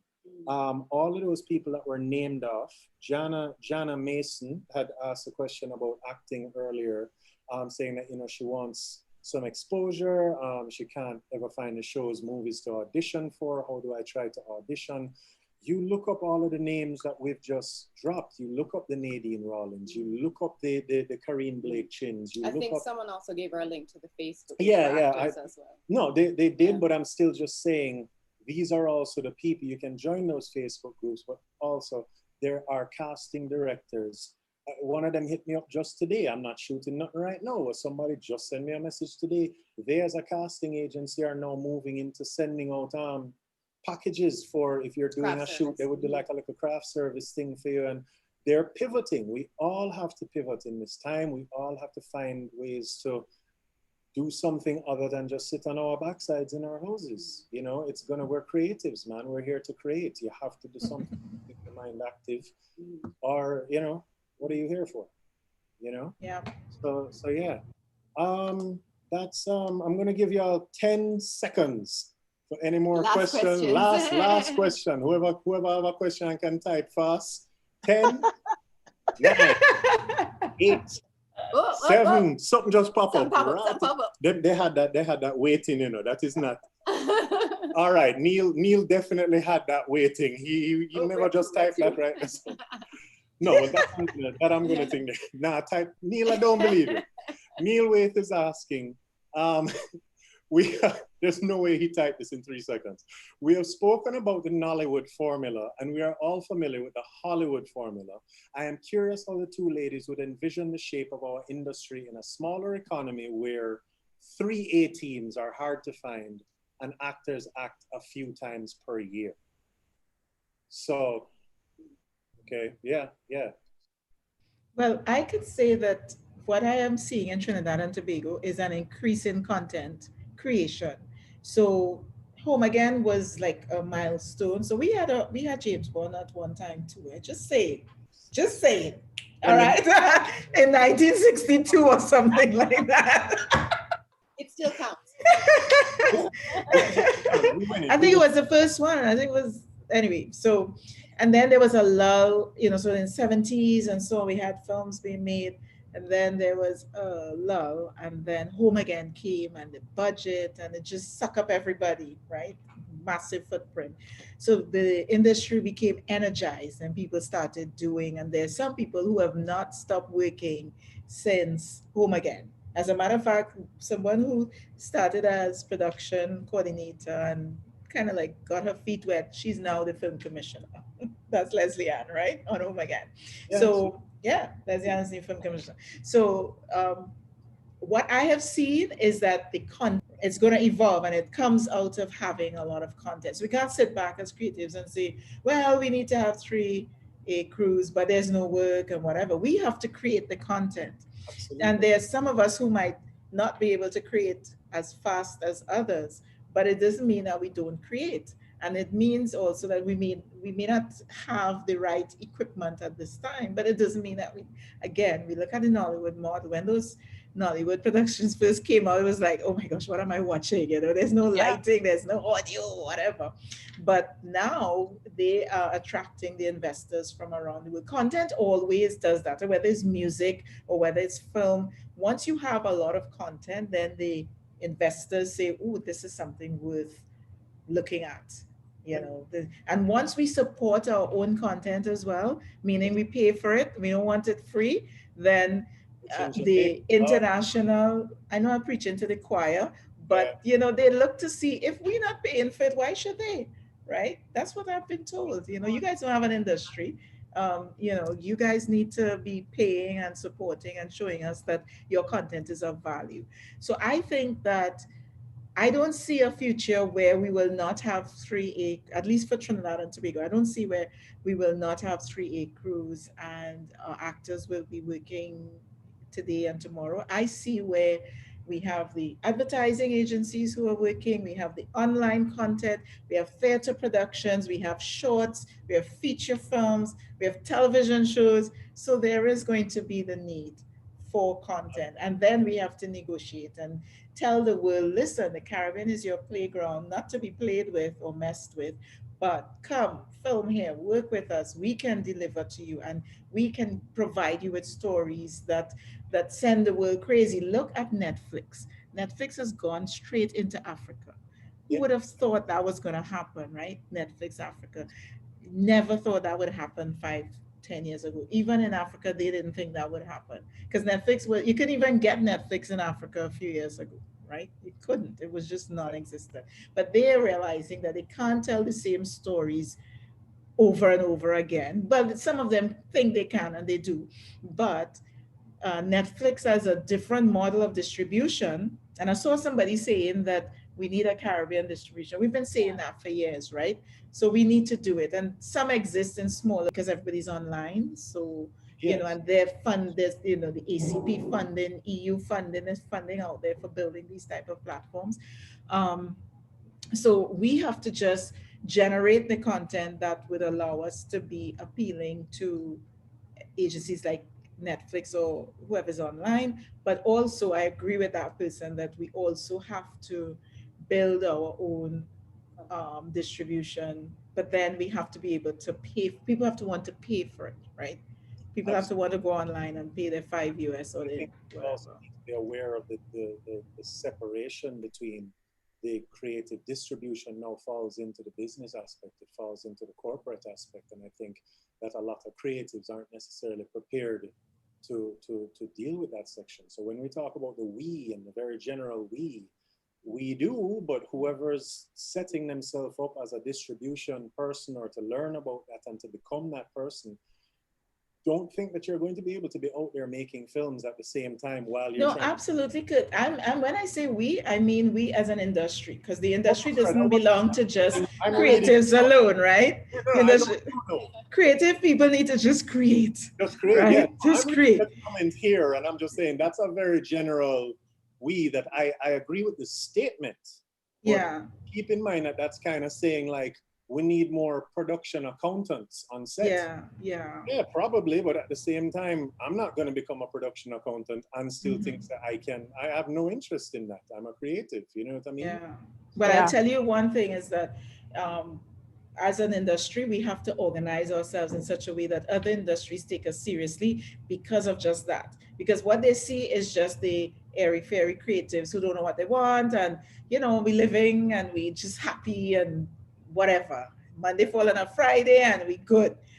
We have to show that our industry is not just that. And if it's that, that's fine. We're creatives. Let's create, right? But we also have the infrastructure in place. There's bottom lines, there's accountants, lawyers, creatives feed the entire world. That's why it's the largest income earning industry in the world, because you have carpenters, you have costume designers, you have so many people who are also not like the accountants and the lawyers who are not necessarily part of the creative process, but they support the creative industries. When I say we, I'm speaking about the persons the investors who can decide that they are going to be the ones who build a distribution platform. So I built a distribution platform in 2007. It was an online platform. It was called Ultimax TV. And at that time, the feedback that we got, you might have known that, Kurt. The feedback that we got was nobody wants to watch television on a small screen. They want a big 50 inch. So that's the other side of it, getting the buy-in from the investors that, your vision is what you want them to support. But I think right now, the vision is, and I want to suck up all the Caribbean content. We have to be more than a Netflix. We have to be Netflix and something else for it to make sense to an investor. Otherwise, they would say, well, go to Netflix. Why am I spending money to reinvent a Netflix, right? One of the things two things I want to add, and then I can wrap. We have to find better ways to work together as Caribbean people. One of the key things behind Nollywood and the African model is numbers. When I hear how much people live in Nigeria, I said, hello, what? So that's something that every investor and Netflix and everyone, Netflix will go to Africa, very interesting stories, but numbers. Yes. And I think part of the problem we have as Caribbean people is that our talent outweighs our size. Yes. So we are on the same level of talent as the Hollywoods and everybody else, but we just don't have the numbers. And that's a reality we just have to face. And so until we decide that as Caribbean people, we're going to be creating content, but we're also sharing content. Everybody in Trinidad should know who the actors are in Jamaica. Everybody in Jamaica should know who the actors are in Trinidad and Guyana and Antigua and so on. And then once we do that in the Caribbean, and then we extend that to the Caribbean diaspora, which is bigger than the Caribbean, and then the numbers start growing and growing and growing, then you'll find that investors will come, because they'll say, wait, hold on, Caribbean have a buzz, man. Everybody's talking about they want to watch Caribbean things. So it's collaborating in terms of distribution within the Caribbean and then outside of the Caribbean. So that's one thing. The second thing I want us to think about is what is the content that we create? What does the content say about our culture? Yes. Yep. Chris Mack and I have this conversation all the time where I say to Chris, a lot of times I watch African film and I know that male actor and that female actor would never be cast in something in the Caribbean because him face too round, him nose too big, she too fat, our hair is not, because we compete with a model that's so Western. Yes. Leave that and let them control that. When I watch African things, I'm learning about the food. I learn about the dress. The wedding party was one of the biggest things out of Nigeria, and now on Netflix. And when I watched the wedding party, I understood the wedding tradition in Africa. All done in English. They put some of them Igbo in it, and it's interesting. But I took away something from them that I couldn't take away from anywhere else. And so sometimes I feel like when we are creating Jamaican content, we have to narrow in Caribbean content, narrow in on the things that are unique to us and the things that are ours, that people become so fascinated by it. And that even our people who are overseas go and see it and say, oh yes, I remember this little country thing what we used to do, and watch the curry goat and them throw the rum in it. Oh, them throw rum in curry, them kind of things. So we have to talk about this story. Yeah, you see that? We throw rum in a curry, man. So all them little things, Trinidad roti better than everybody else. So we have to put the things that will draw the Caribbean people and people outside of the region to want to know about us and who we are. Well, as Mark is saying, you know, that he says that's what I meant, Bailey. We need to distribute in the Caribbean. We're focusing on Warner Brothers or a Disney. Let's build our own and distribute around the Caribbean. And I mean, that's a reality. You know, I had a conversation with Chris Daly last week, and I was saying to him, you know, like how I work and how, you know, he looks at things is like, are you trying to impress every Jamaican when your work goes overseas? You want to impress every Jamaican in New York, or are you trying to impress all of New York?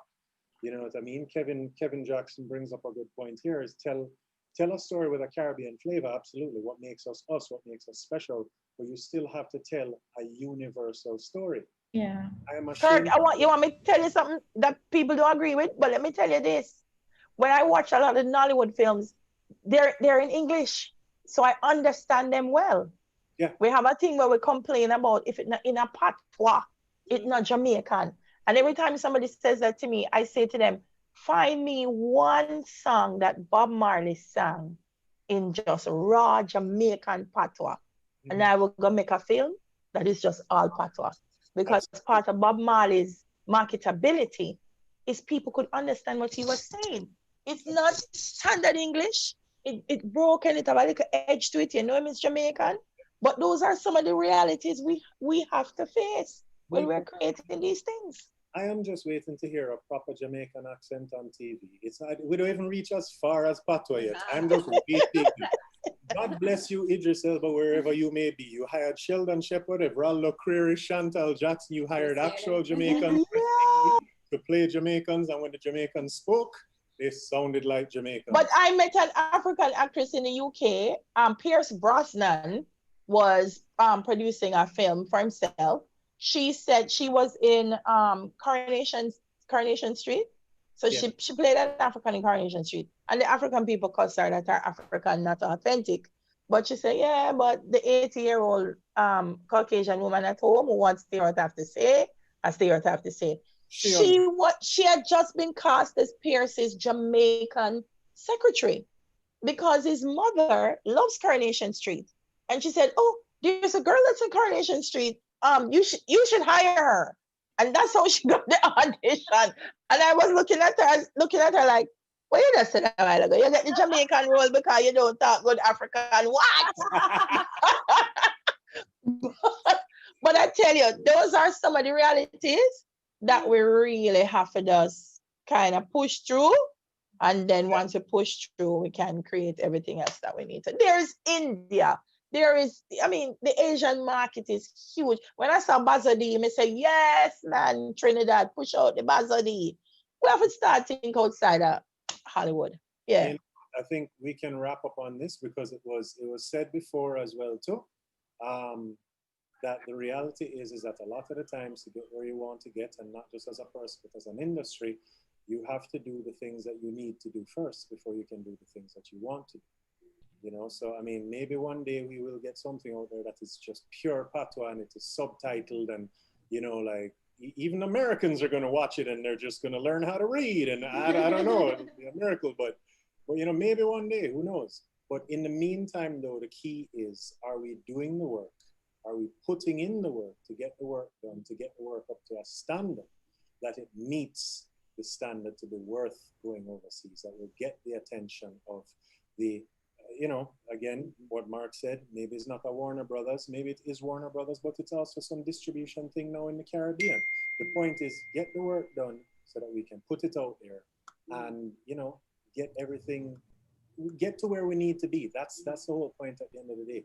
But if we don't put in the work, if we don't find a way to come together and represent ourselves properly, vicious cycle, you know? But guys, either way, thank you very, very much. Get to spend the evening with my two friends them. It's like COVID now keep, and I just had a bag of people in the house. Thank you for showing us that by putting in a lot of hard work over time, things be built, because that's what you both have done. It's not an overnight kind of industry for 9.9 out of 10 of us. And you both have shown that if you put in the hard work and the time, your work will evolve, your work will build, you will grow, and an industry can grow. So thank you for that. Absolutely. Thank you. Before we go our separate ways, guys, just please let everybody know here how they can, you know, find you on IG or whatever social platforms the kids are using nowadays. So where can they find, just even if you just type it in the chat, just I'm on Instagram. You just look up Lisa Wickham and you pretty easy. Hold on. Just, I am on. Most important. I am on Instagram, Facebook, Twitter. I just joined what is this thing? TikTok on the duress. Because, you know, they keep saying, I'm like, I don't need to be on, you know, what am I going to be doing on TikTok? Because I know it's important. I need to monitor it, but I can't see myself doing those TikTok dances and so whatever. But, you know, but I joined. So, so you can find me on everything. Oh, yeah. I'll Wickham on IG. And we will... Hold on, I'm trying to find it. I'm trying to find the slide that I had from a thing with all my stuff, but I'll just give it. It's Lisa V. Wickham on Instagram, at Lisa V. Wickham. It's Lisa.Wickham on Facebook, well, Lisa Wickham on Facebook, right? There are two accounts. One you could follow and the other one is full, so yeah.